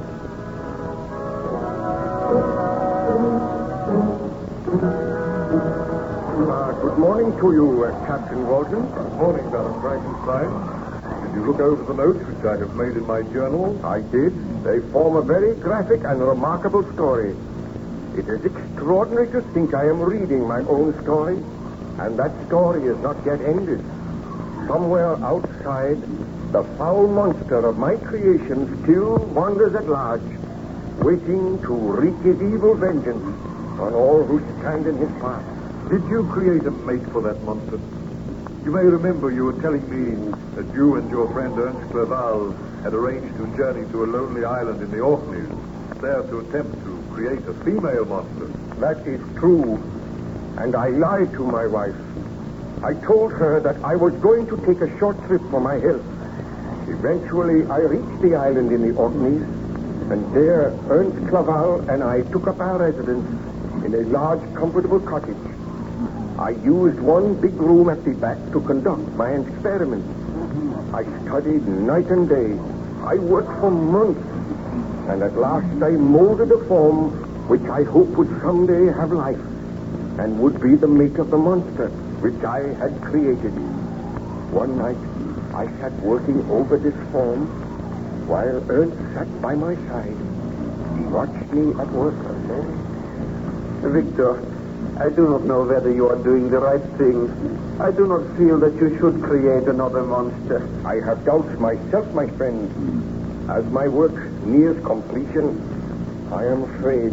I think that I will unleash another killer, another frightful monster to bring havoc and misery into the lives of many people, and yet I must go on. You do not know that the original monster you created still lives. He may have died by now, and if you continue with this work, you may have to destroy it. Sometimes I feel that the monster which I created will destroy me. Oh, you should not think of those things. Have you heard from Elizabeth lately? I received a letter from her yesterday. She begged me to return home and wonders why I am delaying so long. She must never know what I am doing. She will never forgive me. She will never learn. Come to bed now, Victor. You have worked long enough. You look tired and ill. I am tired and ill, but I cannot leave my work at present. You go to bed and leave me here. Truth to tell, I am tired of this cold, windy, unpleasant island. Will we be here much longer? Not very much longer. If I work through the night, it will merely be a matter of waiting for a thunderstorm. That might come tomorrow, and then my work will be complete. Then this lifeless body will have the divine spark, and I will have sinned again. Oh, think of it, Ernst. I should not do it. I know I should not do it. Courage, my friend. It is not too late to destroy the body. Go, leave me. I must think. And I must work on and on, working for the monster which I created. You will be all right here? Of course. Why not? Oh, very well, my friend. I will bid you good night. A moment. Oh, what was that? Oh, the casement window flew open. The force of the wind must have blown it open. Strange. It has never done that before. I shall close it before I go. That is better. Good night, Ernst. I will see you in the morning. Good night, Victor. Do not stay up too long. Alone with the devil's work that I have made my own. My thoughts drive me to a frenzy. If only I had never attempted to create the monster. If only I did not have to slave now at the orders of my own creation. What's that? I said that I would be watching over you, Frankenstein. The monster. I have watched you these many days. I traced you to this lonely island, and I am happy knowing that now you are obeying my orders, knowing that soon I am to have a companion, a mate in my own likeness. Oh, why do you haunt me? Why have you followed me here? Are you not my creator? Have I not the right to follow you and watch you at your work? Anger me not, Frankenstein. I am living for the day when that lifeless form that lies before me shall have life. Then there will be one creature on this earth which will not regard me with shuddering hatred and loathing. You look more hideous than ever. And when I think that I created you, I am filled with horror and remorse. I cannot make another in your likeness. Begone, foul fiend! Have a care, Frankenstein. You remember the threat I made to you? Unless you complete your work, unless you make me a companion, all those whom you love shall die at my hands. Standing there, framed in the window, you look more loathsome than anything I have ever seen. Those hands which I made have killed defenseless people. And they shall kill other defenseless people if you do not obey my orders. Tell me this. Have you slain anyone since last we spoke? I slew but one man. He laughed and jeered at me, hurled stones at me, turned the villagers against me. Then I seized his throat and choked the life from his body. You devil, you promised you would slay no more men. Have you the right to command me? Am I not your creator? Did you not swear to me that if I carried out your orders, there would be no further murders? Sometimes the desire comes upon me to kill. I cannot resist that desire, but proceed with your work, Frankenstein. I like to watch you. Go from here. I will not proceed with my work while you are here. Go, you loathsome visage. Oh, you fill me with horror and hatred. Very well, my master. I will go. But I will not be far away, and I hope that soon your work will be complete. I bid you farewell. We shall meet again. Did the monster trouble you again that night, Baron Frankenstein? I did not see the monster again that night, but I sat in thought for many hours, realizing that my ghastly work was a great sin. Remembering the face of the monster as I had last seen it, wrinkled with ghastly malice and treachery, I was sitting there when dawn broke. My friend Clerval came in and found me. As soon as he saw me, he said, Victor, have you been here all night? I haven't. Is your work complete? It is not complete, but I received a visit from the monster last night, and I know now that I cannot complete this work. I dare not make another fiend. I have not the right to do it. What did the monster say? Did he threaten you? Yes. Do you not understand, Ernst, that if I create this female, there is no knowing. that she will accept the monster as her mate. She might turn with disgust from him when she sees him amongst other men. She will also know and realize that he is hideous and deformed, and she may have the same murderous purposes. I dare not do it. I must not do it. My poor friend, how can I advise you? Give me that iron bar. I feel that madness is upon me. I swear that I shall never complete this work. Give me that iron bar and... Here it is. What will you do with it? You will see. I will destroy all traces of my work. Look, I smashed this lifeless form to atoms. Never will I resume these labors. As I smash this form, so do I defy the monster. I will find him. I will no longer fear his threats. I will destroy him just as I am destroying this work of mine. Look on me, Ernst. Victor, you are close to madness. Yes, close to madness. See now what I have done. The monster shall never have a mate. Perhaps you are wise. I know that I am wise, but I know that my first creation still lives, and when he learns of this, he will vow hatred and revenge. The monster. Oh, he approaches the window now. I still have the iron bar. I shall destroy him as I destroyed the form that was to be his mate. Oh, the loathsome creature stands outside the window. Look at him. Yes, look on me, Frankenstein. Look on your creation, and look on the work you have destroyed. And I am glad that I destroyed it. Do you dare to break your promise? I left Switzerland after you. I crept along the shores of the Rhine. I have dwelt many months in the heaths of England and among the deserts of Scotland. I have endured unutterable fatigue, cold, and hunger, and now you dare to destroy my hopes. Your threats cannot move me. They confirm in me the determination not to create a companion for you. Do you think that I, in cold blood, would set loose upon the earth another monster whose delight is in death and wretchedness? I will kill you. Careful, Victor. I do not fear him. I seize the iron bar from his grasp. Stand back, Frankenstein. Do you think you are to be happy while I grovel in the intensity of my wretchedness? I go now, Frankenstein. But we will meet again on the day that you are reunited with your wife. Remember that, Frankenstein. On the day that you are reunited with your wife, you and I will come face to face again. Ernst, will you not help me to kill the wild beast? We are helpless. He stands outside the window. He wrenched that iron bar from your grasp and bent it as if it were a stick of willow. He has gone now. Did you hear his threat? I am afraid. And you may well be afraid, Frankenstein.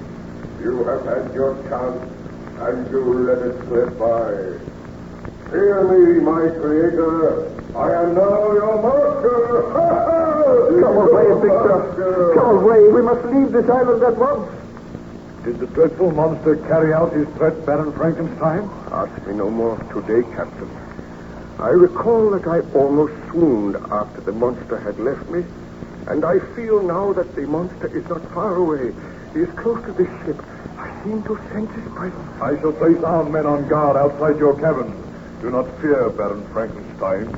If my men set eyes on the monster, they will kill him. I go to give those orders now.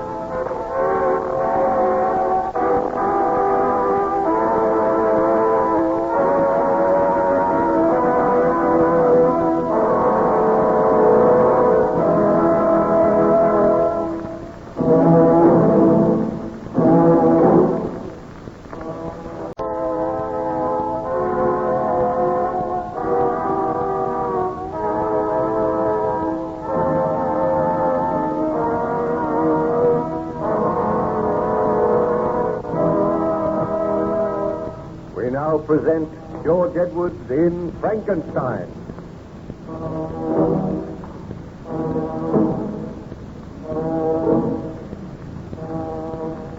Aboard the good ship Voyager, Baron Frankenstein is confined to his cabin, recovering from the effects of hardship and exposure. During his convalescence, he tells the story of his tragic experiences to Captain Walton, the master of the vessel.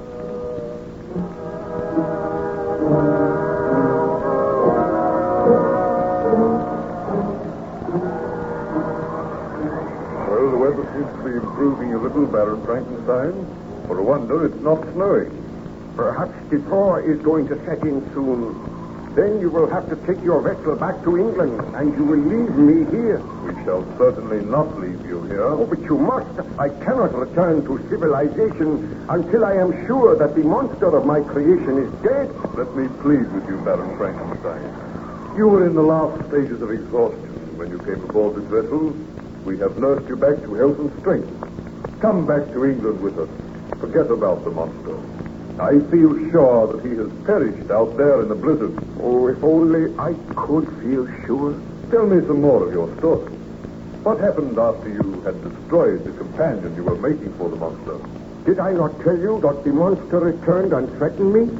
He swore that he would see me again on the day that I returned to my wife. Yes, I remember that. And did you leave the island then? I arranged with my friend Ernst Clerval that we should leave the island a few days later.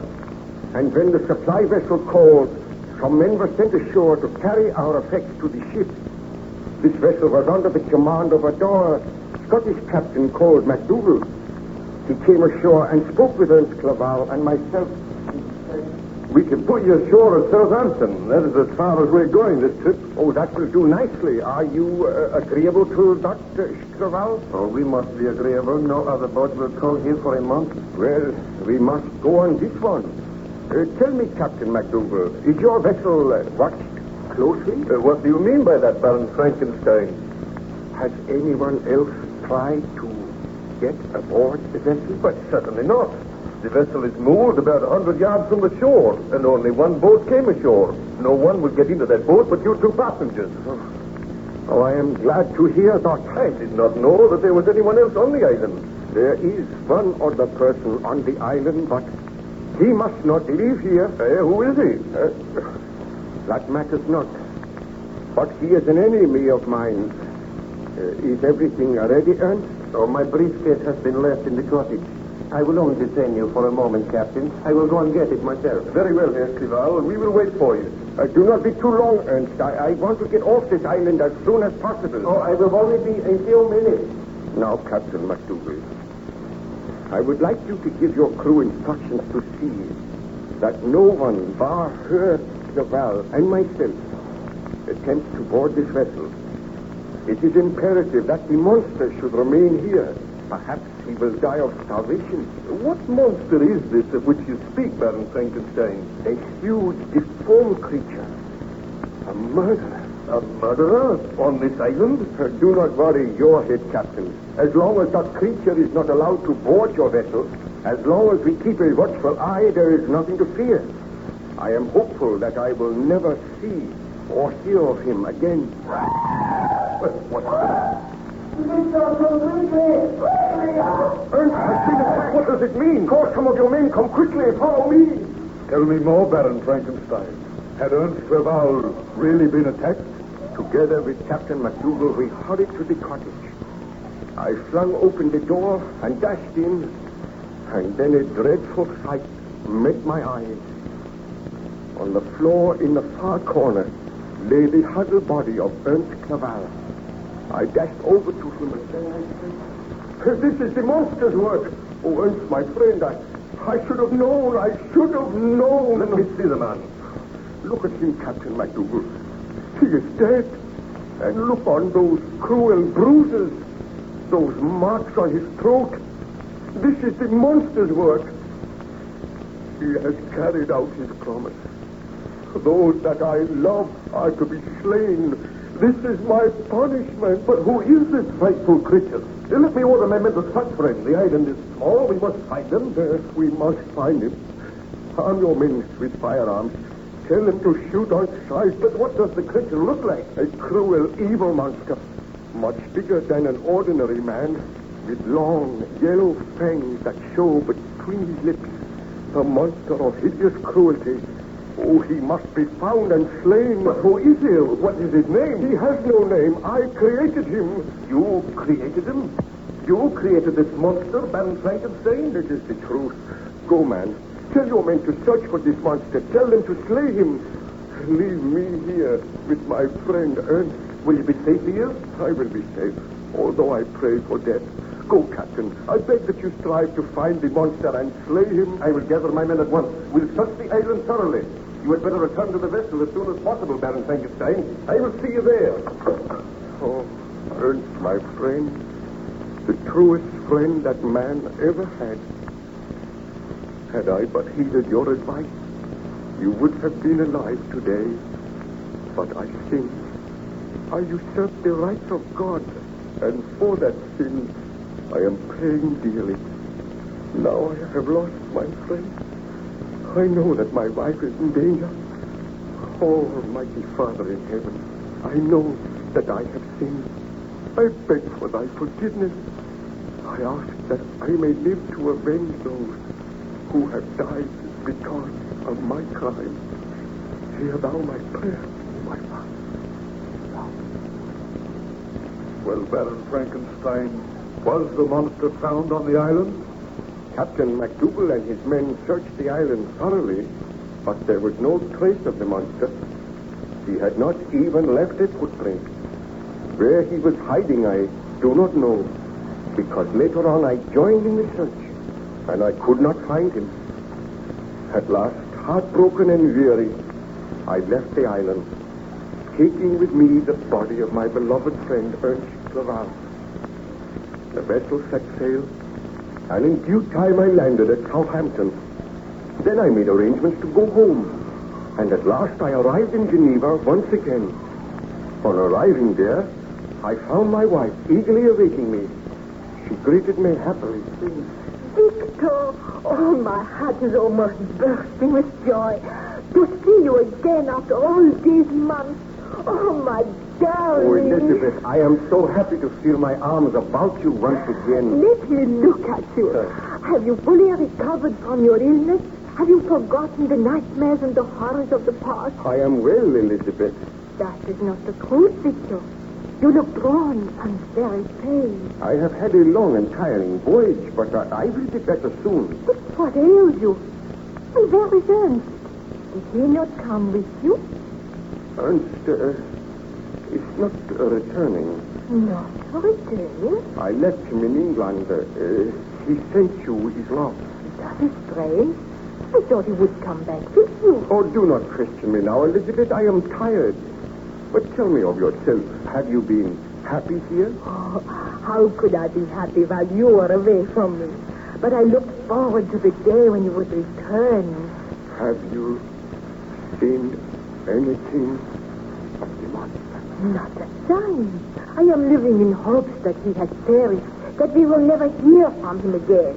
Have there been any reports that he has been around here in the last few days? Why should you think that? Have you seen anything of him during your travels? I saw him once. Did he follow you? Oh, do not be worried, Elizabeth. I had so hoped that the horrible creature was dead.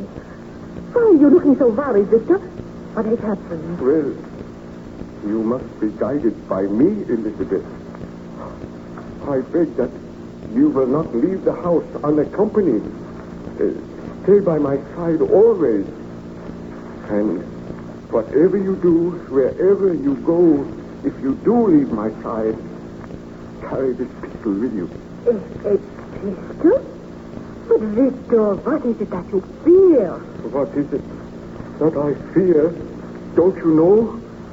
I fear that the monster may return. I know that he is not dead.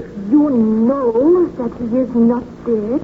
I told you that I've seen him. But why should you think that he will attack me?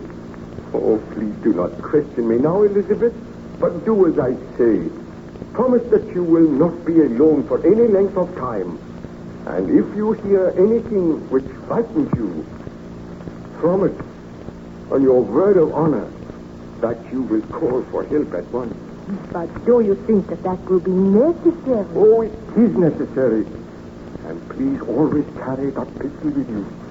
Do not hesitate to use it if necessary. This is most alarming. I wish you would be frank with me, Victor.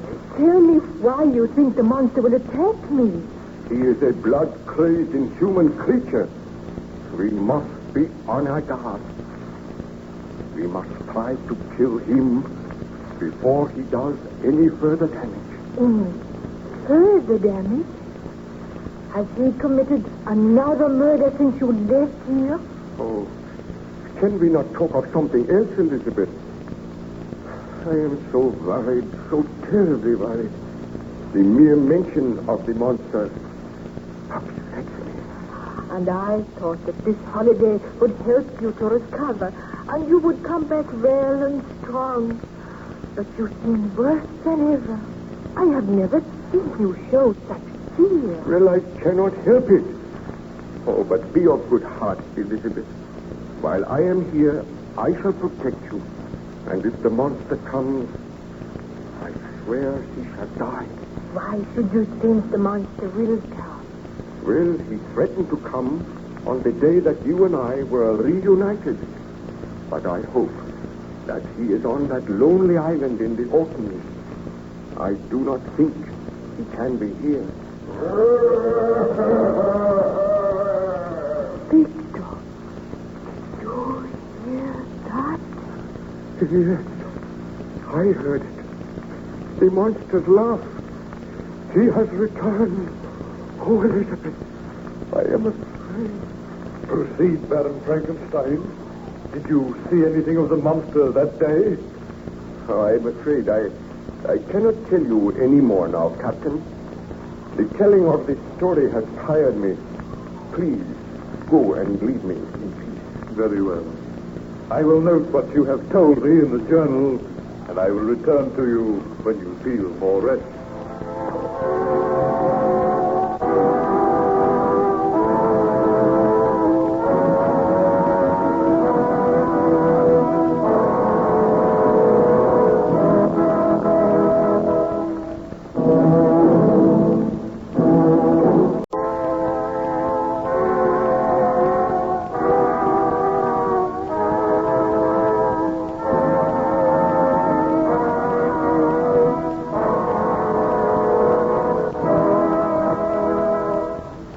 Present George Edwards in Frankenstein.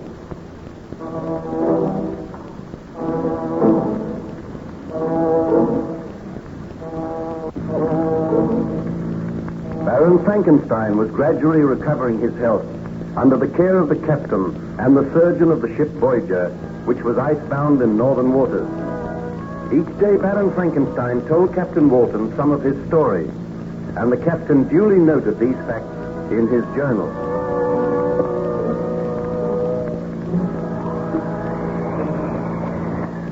Perhaps you would care to have another look through my journal, Baron Frankenstein. You may desire to make some further corrections. If you will leave your journal here, I will go through it, Captain Walton. On looking through the porthole, I notice that the weather is improving. Yes, it is noticeably warmer, too. I think the thaw will set in at any day. Then at last we can proceed on our journey to England. I trust you will be accompanying us, Baron. I doubt it.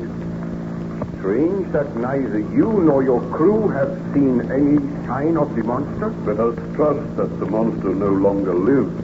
I must make sure before I return. I think that very soon I will be able to go up on deck. I am feeling so much better. The surgeon says that within a few days you may be able to go up on deck. Now, would you care to tell me some more of your story? Well, let me see your journal. I was telling you how I returned home to my wife. I was afraid to tell her of the death of Ernst Clerval, and I was terrified that the monster would keep his promise and appear on the day that I was reunited with Elizabeth. While we were talking, we suddenly heard a ghastly laugh, and I knew that the monster had kept his promise. Elizabeth clung to me in terror, and I said, "Now, Elizabeth, you understand why I must guard you carefully. The monster has returned, and he has designs on your life." But I thought that he had promised never to take another human life. He did not keep his promise, nor did I keep mine. He is outside that door, Victor. What can we do? I will lock the door. We are safe in here. I am terrified. I have kept my promise, Frankenstein. You broke yours to me. It seems that my creator can make a promise and break it. But I do not break promises. Have you sincerely mourned the death of your friend Ernst Clerval? Ernst Clerval? Is he dead? I will explain later, Elizabeth. I am going now, Frankenstein, but I will not be very far away. Not very far away. Victor, what can we do? I will arrange for a bodyguard to come to the house.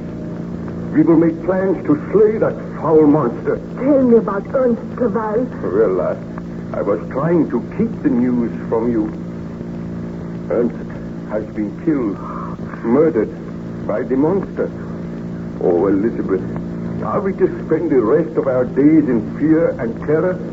Am I never to cease to suffer because of the crime which I committed? I will carry this pistol, Victor, and we will take every precaution to try and protect ourselves. Oh, the monster will not kill me. He desires me to live on and suffer.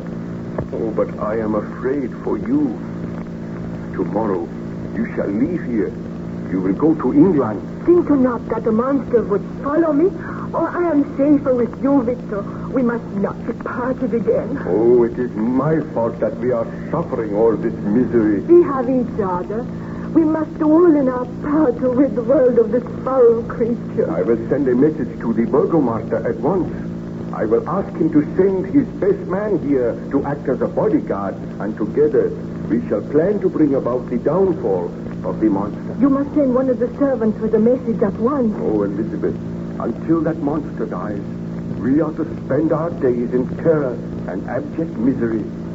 Let us pray that we shall escape with our lives. Well, Baron Frankenstein, did the burgomaster send someone to protect you from the monster? A man called Fabian was sent to the house. He took up his quarters there, and he acted as our bodyguard. But I assure you, Captain Walton, that my wife and I experienced misery, terror, and suspense such as is known to few mortal beings. Every footstep, every sound caused us to start. We were prisoners in our own home. Still there was no sign of the monster. There came a day when I sent for the man Fabian. I discussed with him the best plans for finding the vile creature which was endangering our existence. When Fabian came into the room, I said, be seated, Fabian. Thank you. Tell me, where is the Baroness? She has gone to her room to rest. I saw that her door was locked, Baron Frankenstein. Do you think we need an extra bodyguard in the house? Well, it might be advisable to have another man here. Fortunately, we are all armed. The Baroness never goes anywhere without her pistols, and you and I carry 2 pistols. Do you think the monster is somewhere in the ground? I have had the ground searched each day, and still there is no sign of the monster. I do not know where he can be. Let us send a message to the burgomaster and ask him to send another man here. We will do that at once. I feel that we will receive a visit from the monster at any time. And if there is an extra man here, we will have more chance of overpowering and killing the creature. I will give the message to the servant now. Wait. This is strange. What ails you, Baron Frankenstein? Why, the door will not open. Let me see. Why? It is locked from the outside. Was the key on the outside of the door? It must have been, but I did not place it there. Well, who could have locked us in? Surely the monster is not here. We will have to break our way out of here. My wife, she is upstairs in her room. We must get out of here at once. That is Elizabeth. Help me to break this door open. It is a heavy door. How did it rain? I was frightened to despair. Everything right. The door is too heavy. Where are the servants? Why do they not come to help us? Help! Come and open the door! A moment. I think I can break the handle with the corner of this small table. Stand clear, Baron. I must get out of here. My wife, I heard her scream, and I heard a shot. Hurry, baby. A moment. There. I have broken a panel. It is not big enough to go through yet, Breaker. No. I am doing the best I can. There. Oh, let me go through. I will follow you. Oh. Look. There. At the foot of the stairs. The Baroness. Oh. Elizabeth, what has happened? Oh. Look at the marks on her throat. The Baroness is dead. Choked to death by the monster. He kept his promise. Oh, look. The pistol lies there by her side. She must have fired it to try to save herself. And we were too late. We were locked down in the library. I must go for help at once. Oh, we are helpless. No one can prevail against the brute which I created. He swore to kill my wife, and now he has kept his promise. Oh, Elizabeth. You are distressed in the telling of this story, Baron Frankenstein. Shall I leave you alone? I shudder now as I recall the horror of that moment. As the realization came to me that my beloved wife had been murdered, I felt as if I had murdered her myself. But I shall live to avenge her. The monster must die. What is that? Footstep that I know so well.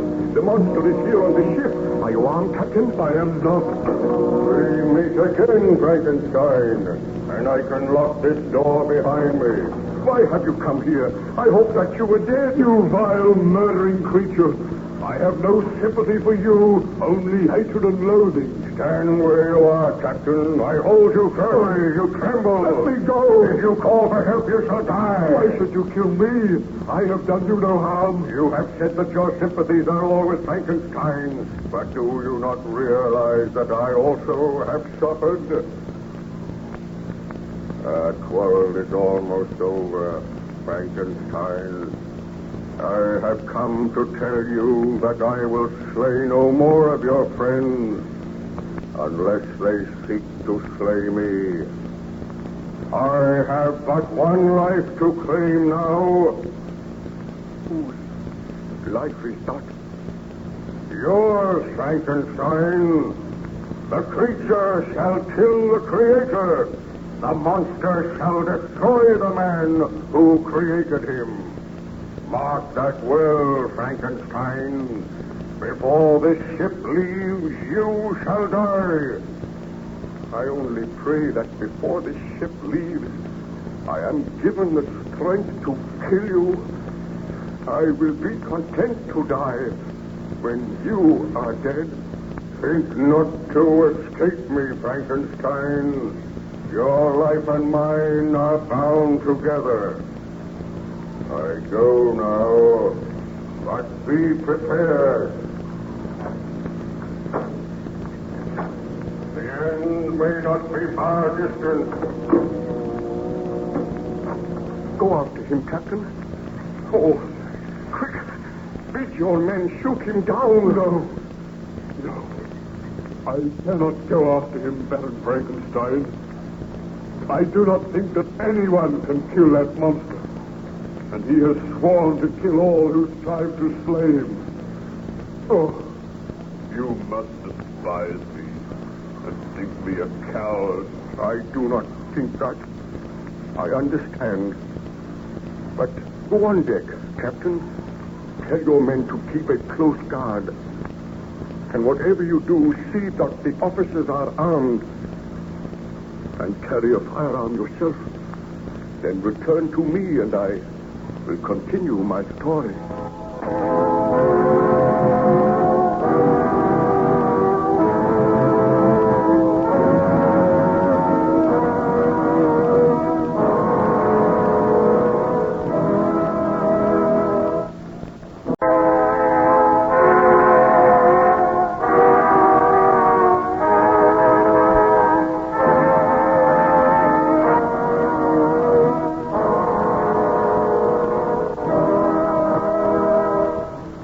Present George Edwards in Frankenstein.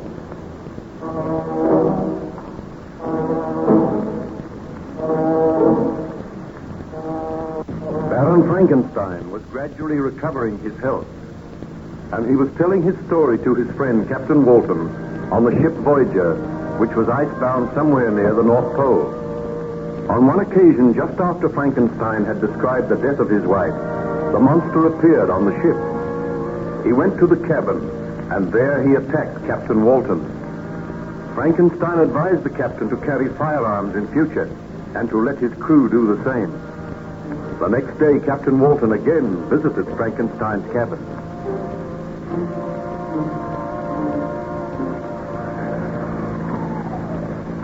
Well, Captain, what news? The ship is carefully guarded, Baron Frankenstein. We have seen no sign of the monster. He swore that he would return here to kill me. He cannot board this vessel now without being seen. I have placed men on guard all over the vessel. Oh, that monster is almost a devil. You do not know what he can do. I must apologize to you because of the abject fear which I showed yesterday. You need not apologize, Captain. All men show fear when they see the monster. I am his creator, and I am afraid. Did you say that the monster is impervious to bullets? I did not say that. He has certainly been wounded twice, but he has recovered. He is so strong. Well, if we have another visit from him, it shall be his last. I swear that we shall kill him. I hope so. Do you feel you are able to tell me what happened after the death of your beloved wife? Well, the bodyguard Fabian and myself found my wife's body at the foot of the stairs. I picked the body up tenderly and bore it to another room, while Fabian bent for assistance. I looked at the still form of my wife, then I knelt down and prayed.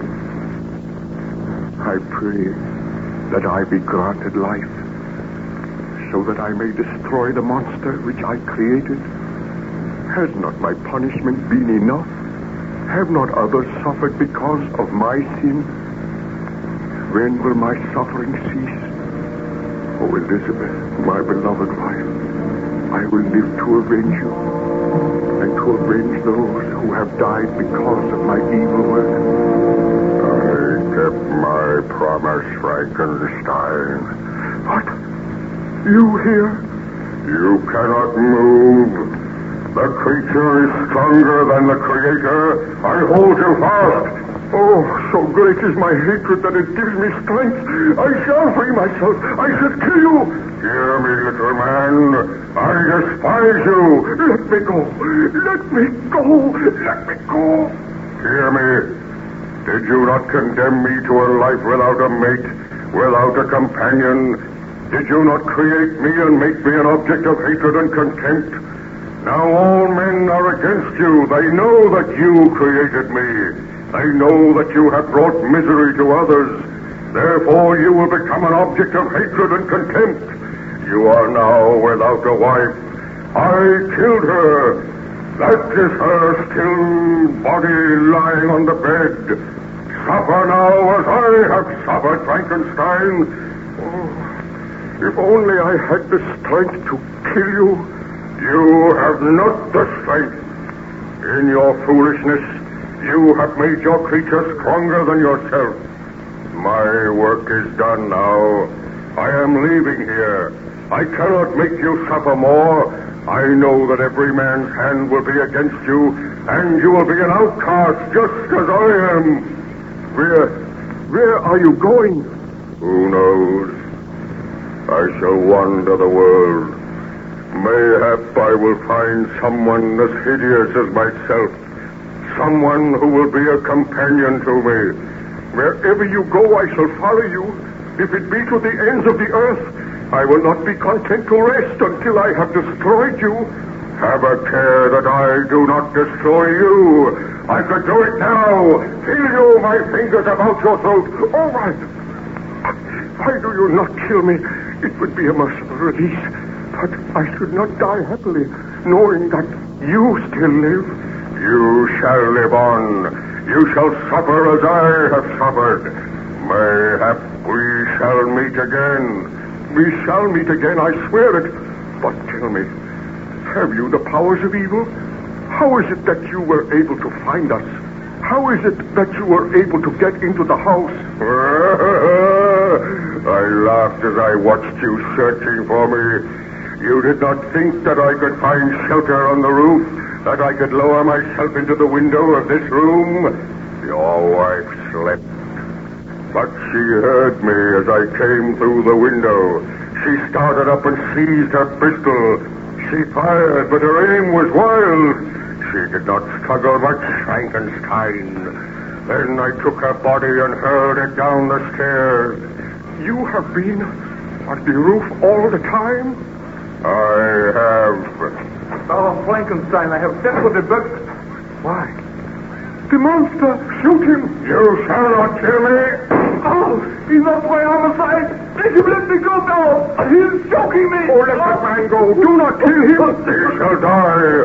All my enemies shall die! Do not approach Frankenstein! With one hand I can slay this man, with the other I hold you at bay! Oh, do not kill that man! He shall die! It gives me pleasure to make men die! One man gave me life, but I have given death to many! Help! Help! The man struggles through weaker, Frankenstein. You cannot aid him now. I hurl him aside. And thus another of my enemies has died. I hurl you aside, and I say farewell. Seek not to find me. My work here is done. Oh, come back. I must have further speech with you. I must find some way to make peace with you. You will have peace if you do not strive to follow me. What happened, Baron Frankenstein? Did the monster make his escape? He climbed through the window and with surprising agility scrambled onto the roof. I could not go after him, but I called for help. When I turned, I saw the body of my wife lying on the bed and the body of the man, Fabian, lying on the floor. Oh, words cannot express my utter horror and remorse. I think I wept and hurled myself on the floor in a frenzy of agony. Presently the door opened and the burgomaster entered. As soon as he saw me... Baron Frankenstein, what has happened? Oh, if you have a pistol, dare shoot me. Put an end to my life. I cannot live on. What has happened to Fabian? He is dead. Murdered by the monster. My wife is also dead.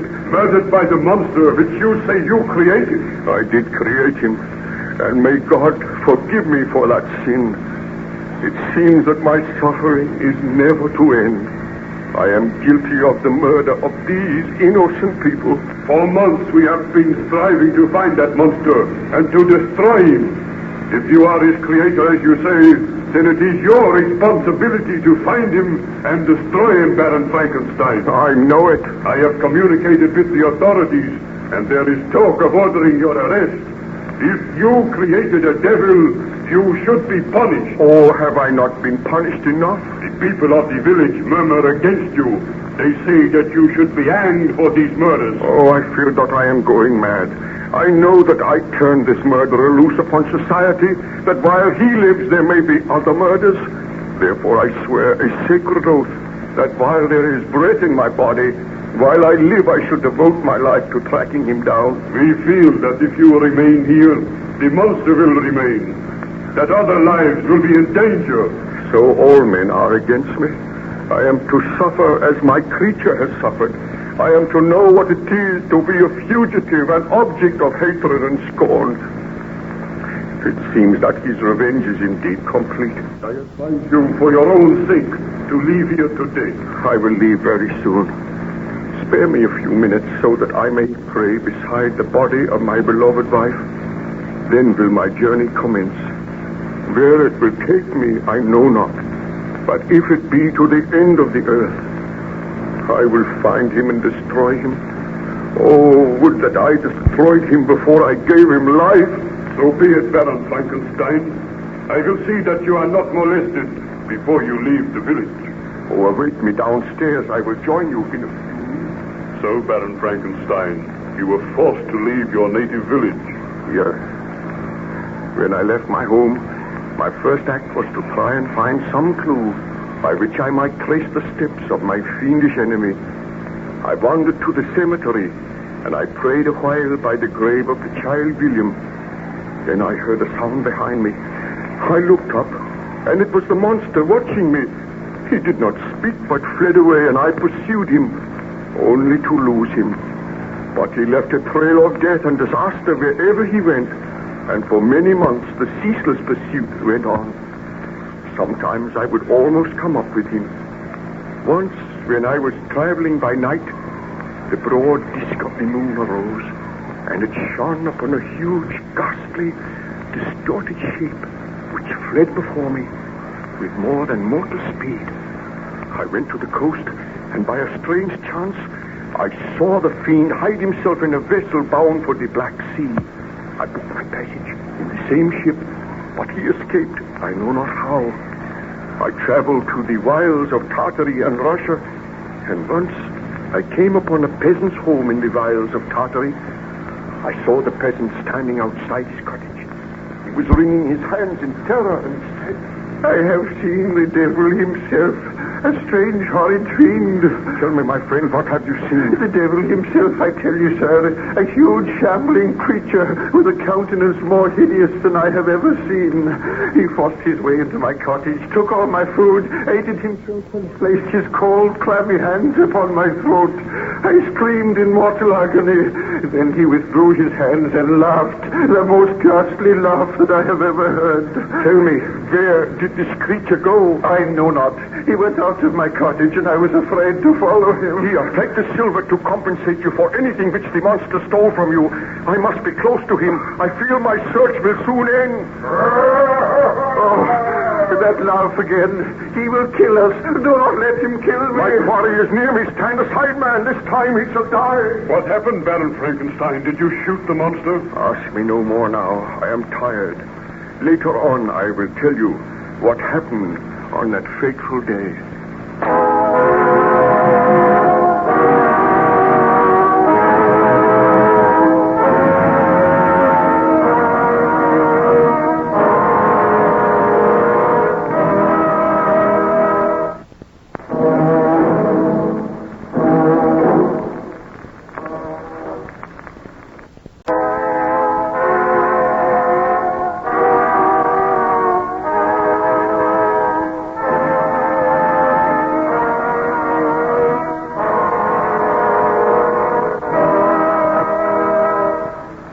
Present George Edwards in Frankenstein.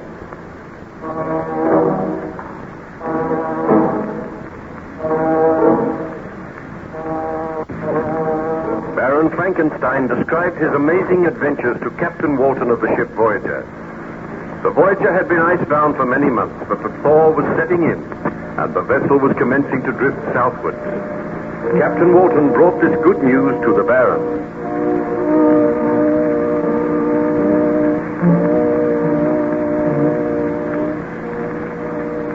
Frankenstein, our journey homeward is commencing. The ice is breaking up. There are several patches of water around the vessel. Very soon we will be underway. I must leave the vessel at once. I know the monster is still alive. I cannot let you leave, Baron Frankenstein. You know that. You have no power to keep me here. Well, we are not making very much progress as yet, and I would sincerely like to hear the remainder of your story. I am writing it all in my journal.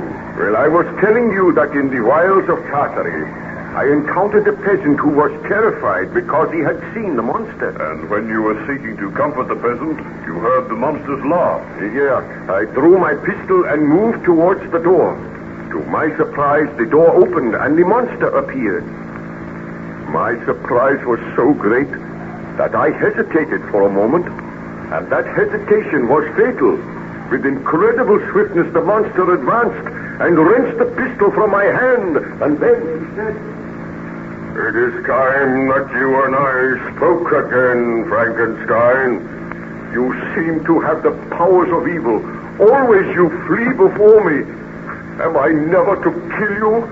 Shall I kill this peasant, or will I bid him begone?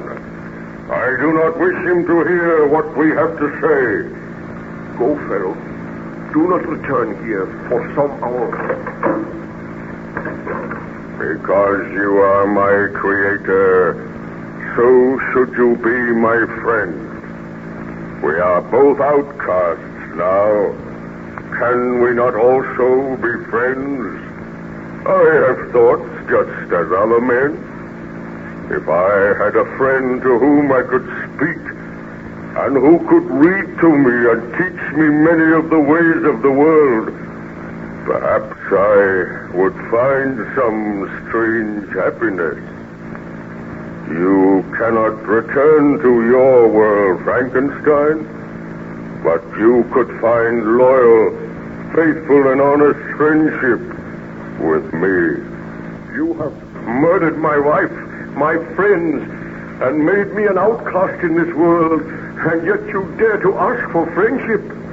Is your life happy now? I have never known a moment's happiness since I created you.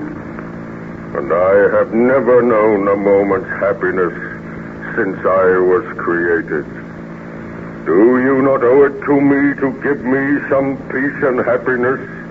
To give me friendship? To give me your ideas? I owe you nothing but hatred. Was it my fault that men shrink from me and strive to kill me? Is it my fault that I defended myself by killing them and thus earning further hatred? Did you not refuse to make for me a companion? I could not bring myself to do it. And because of that, my rage knew no bounds, and I slew all whom you held dear. Now it is over. We are both outcasts, objects of hatred, scorn, and loathing. Let there be friendship between us, Frankenstein. I have sworn that I will never rest until I destroy that which I created.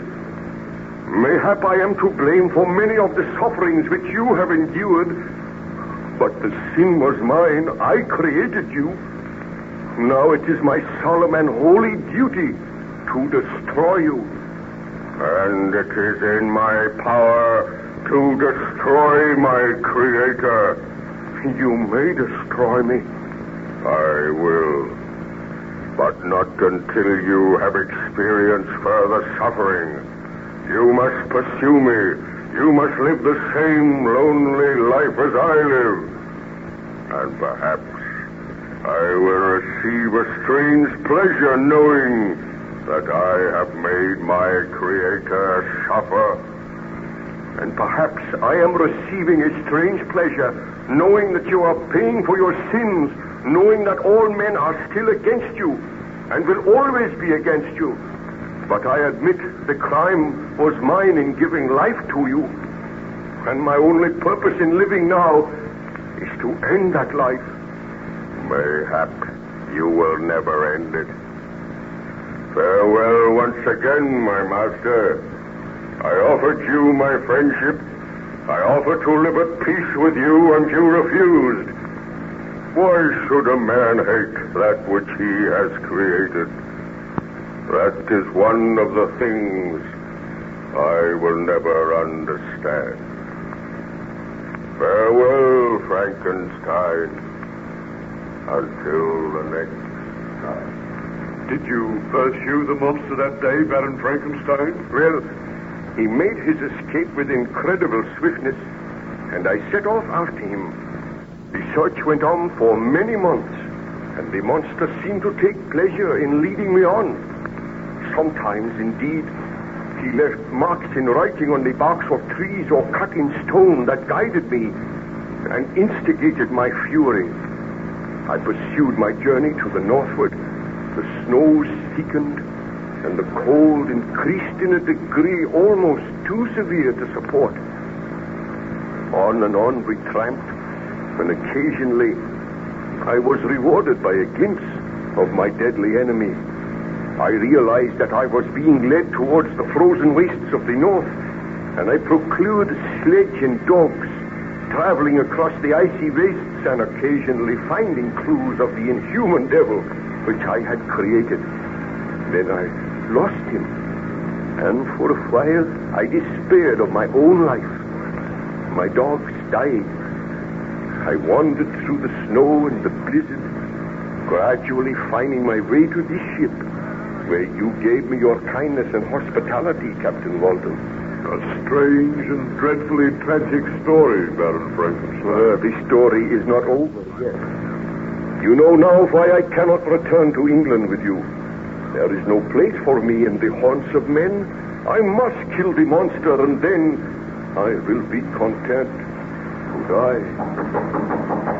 Who is there? Mr. Boyd, sir. The vessel is beginning to drift. The ice is breaking more rapidly now, Captain.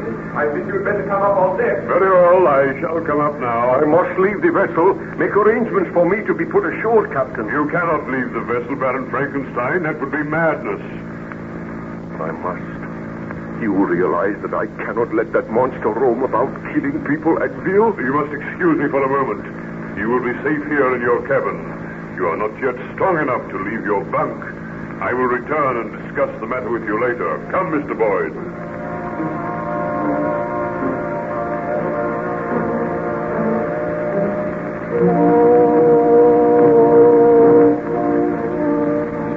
Well, have you any orders to give, Captain? We cannot carry any more sail at present. The vessel is moving slowly but steadily.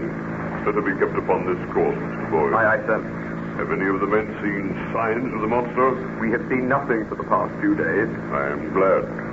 We are gradually gathering speed and making our way through the ice.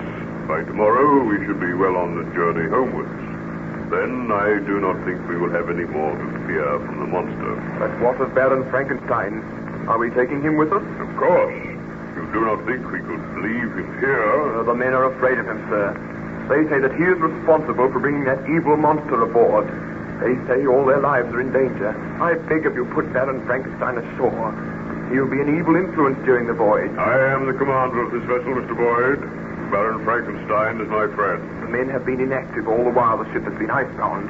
They're ready for any mischief, and they've been grumbling lately. Well, we have started our homeward journey now. They fear that Baron Frankenstein, and they fear this monster. They say that the Baron must be put ashore. And I refuse. You do not know Baron Frankenstein's story as I know it. That man has suffered. Admittedly, it was through his own sin. But he could not have realized what misery he was to bring into the world and into his own life. He has suffered enough. And I say that he is to stay aboard this ship until we reach England. If anyone attempts to harm him, they will answer to me. But what if that monster comes aboard?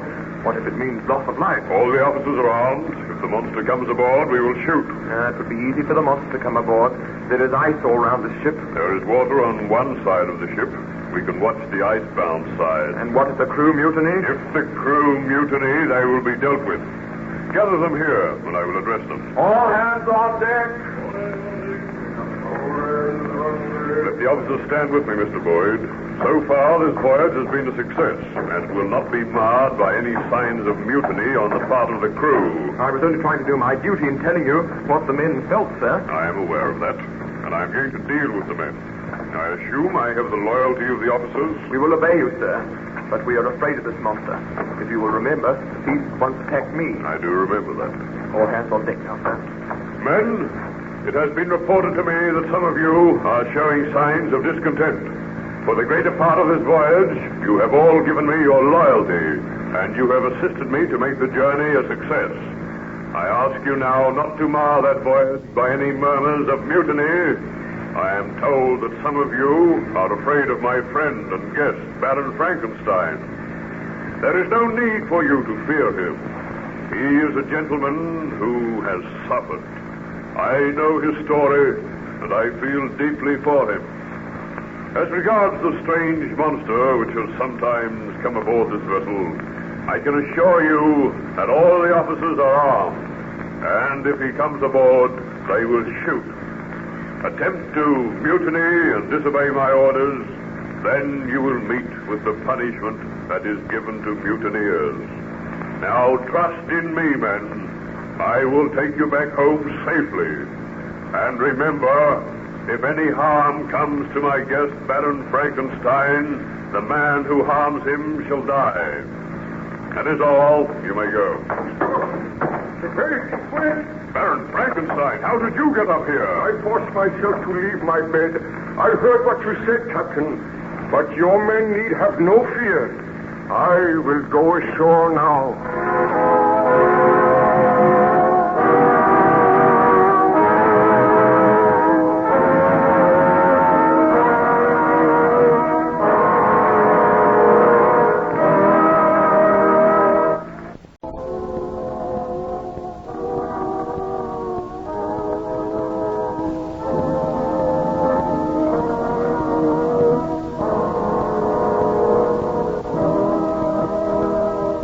We now present George Edwards in Frankenstein.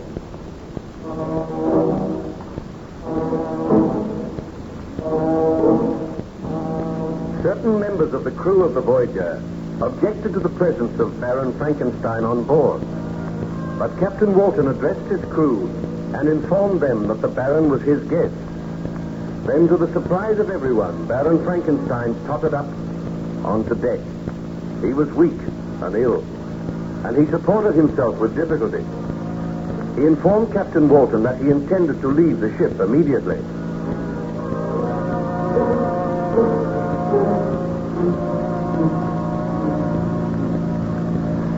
Baron Frankenstein, I cannot allow you to go ashore. This is no affair of yours, Captain Walton. You dare not keep me here against my will. Besides which, your crew do not desire to have me aboard the vessel. The crew will obey my orders. I have a duty to do. I cannot send a man to certain death. Captain Walton, I appreciate your feelings, and I thank you for your friendship and for all that you have done for me. Do you not realize that life for me is over? I created a monster, and that monster has gradually destroyed me, torn down the structure which surrounded me, killed my friends, my loved ones, made me an outcast. I live only for one thing, to witness the death of the monster. If you take me back to civilization against my will, you will be condemning me to torture, knowing that all men hate and despise me because of the crime which I committed. I am already destroyed, although there is life in my body, and that life cannot be extinguished. It must not be extinguished until my creation has been destroyed. Now, I beg of you, let me go. We shall not meet again. Very well, Baron Frankenstein. The choice is yours. You may leave this ship. There is still ice for you to walk across. I'll have a rope ladder lowered at once. But I shall always feel it on my conscience that I deserted you, left you here to perish in the white waste of the North. For me, death will be a merciful release. So go, Captain. And when you return to England, you may publish the notes in your journal so that all may know that it is folly, that it is a grave sin to usurp the rights of God. I have suffered as men have seldom suffered, and when the monster dies, then shall I make atonement. To the members of your crew, I also say farewell. I am glad that none of them has suffered because of my misdeeds. Now I must... He's collapsed. I knew he had not the strength. I knew he should not have come on deck. What shall we do, Captain Walton? We cannot put him ashore in his present state, and yet we cannot remain here. The vessel must go on. I hardly know what to do. I think Baron Frankenstein is trying to speak. I am to be cheated of my vengeance. I know it. I feel for the first time the icy clutch of death. Come close to me, Captain Walton, and hear what I say. What is it, Baron Frankenstein? Should you see the monster again, bid your men to fire and shoot to kill. I promise you I will do that. But we may never see the monster again. I must not die, leaving him alive, leaving him to wander the earth. It is not fair. Oh, this is indeed my greatest punishment. But you may not die. Let me give orders that you are carried down to the cabin. There we will seek to revive you. Oh, it is too late for that. Even now, all grows dim. Oh, God, forgive me for the great sin which was mine. Let no others be punished because of my folly and my pride. I have suffered because of my ambition, and I have paid the penalty. I go now to join my beloved Elizabeth, my friends, and I beg thy forgiveness. O Lord, that which I created has destroyed me. Now I go to my Creator, hoping for his abundant mercy. Is there anything we can do for you, Baron Frankenstein? Nothing, Captain Walton. Save to keep a close watch for the monster. I commend my soul to God, and I beg that you consign my body to the dark, black waters. That is the only favor I ask. I am coming, Elizabeth. All these long and weary months have passed, and soon we shall meet again.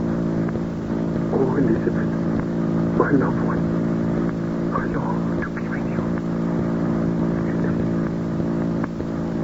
Elizabeth. Uncover your heads, men.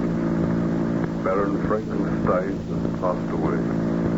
May God receive his soul. Will you carry on his auspicious Captain? Is his body to be consigned? His body shall be consigned to the sea, and my journal shall tell of the horrors and the suffering which he underwent. Look, there, coming across the ice. The monster! Be ready with your pistols, men. He approaches the ship. See how he leaps across the ice. I am afraid. Show no fear. We are ready to deal with him. He is leading the rope ladder. Shall we fire? Wait. Do not fire until I give the order. He is coming aboard. Wait until I give the word to fire. My master, my creator, what ails him? Let me speak with him. Foul monster! Baron Frankenstein is dead, destroyed by your hatred and vice. Now you shall die. Fire, men!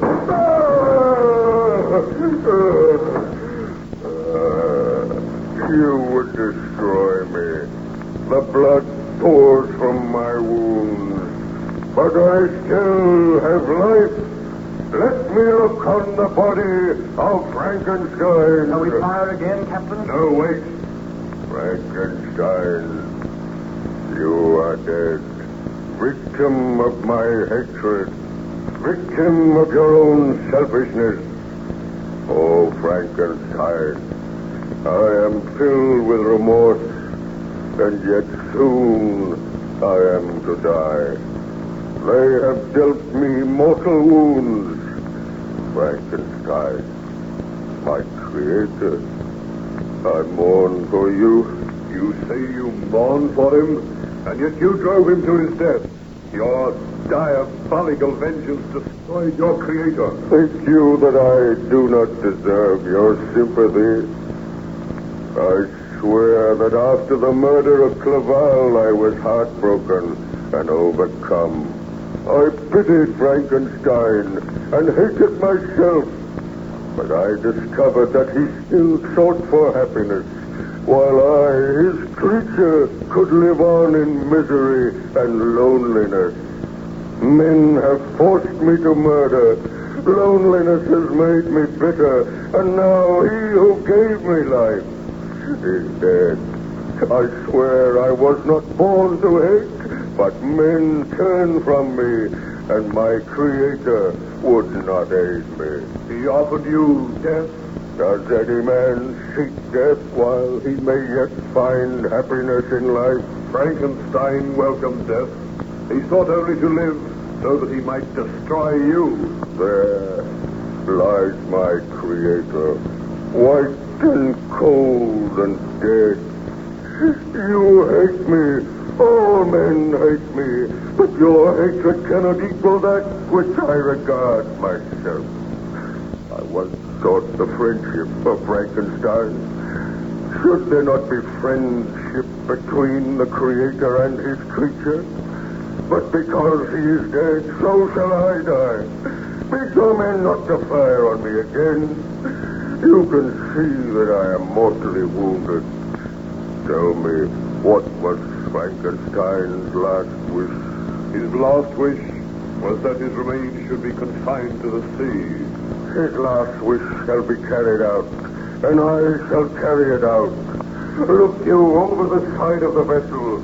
See you not that deep black pool of water? That shall be the grave of Frankenstein and his creature.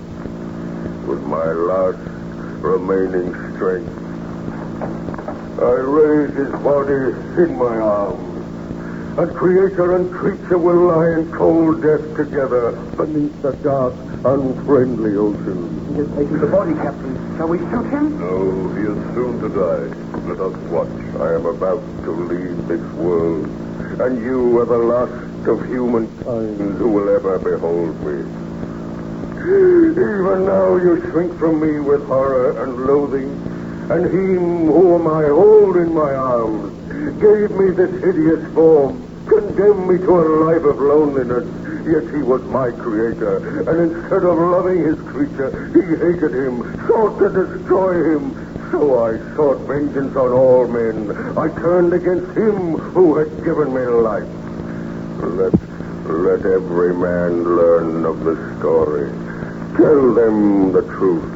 Tell them that the hideous, diabolical monster from which whom all men turn had feelings just as other creatures. And by those feelings, so was he forced to wickedness and crime. Frankenstein, my master, that which you created, is now to be destroyed. With faltering strength, I carry you to your last cold, unfriendly resting place. Let us kill him, Captain Walton. No, he goes to his death of his own free will, and now in some strange way I feel sorry for this monster. He has excited my pity. I will not live, but Frankenstein goes with me where I go. I led him across the world, the creator following his creature. Still I am suffering. Still I know remorse because Frankenstein is dead. But I know the suffering which I feel now will soon be ended. Watch and rest assured that I die.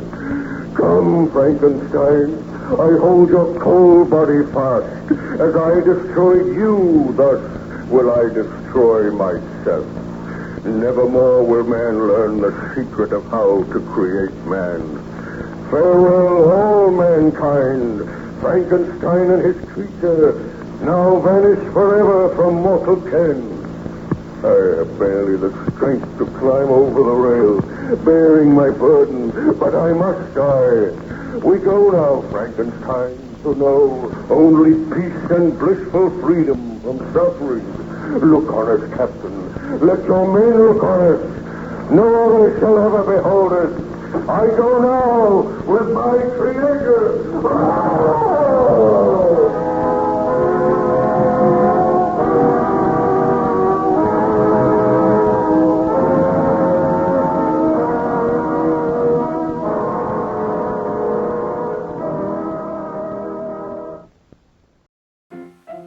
Let's all go to the lobby. Let's all go to the lobby.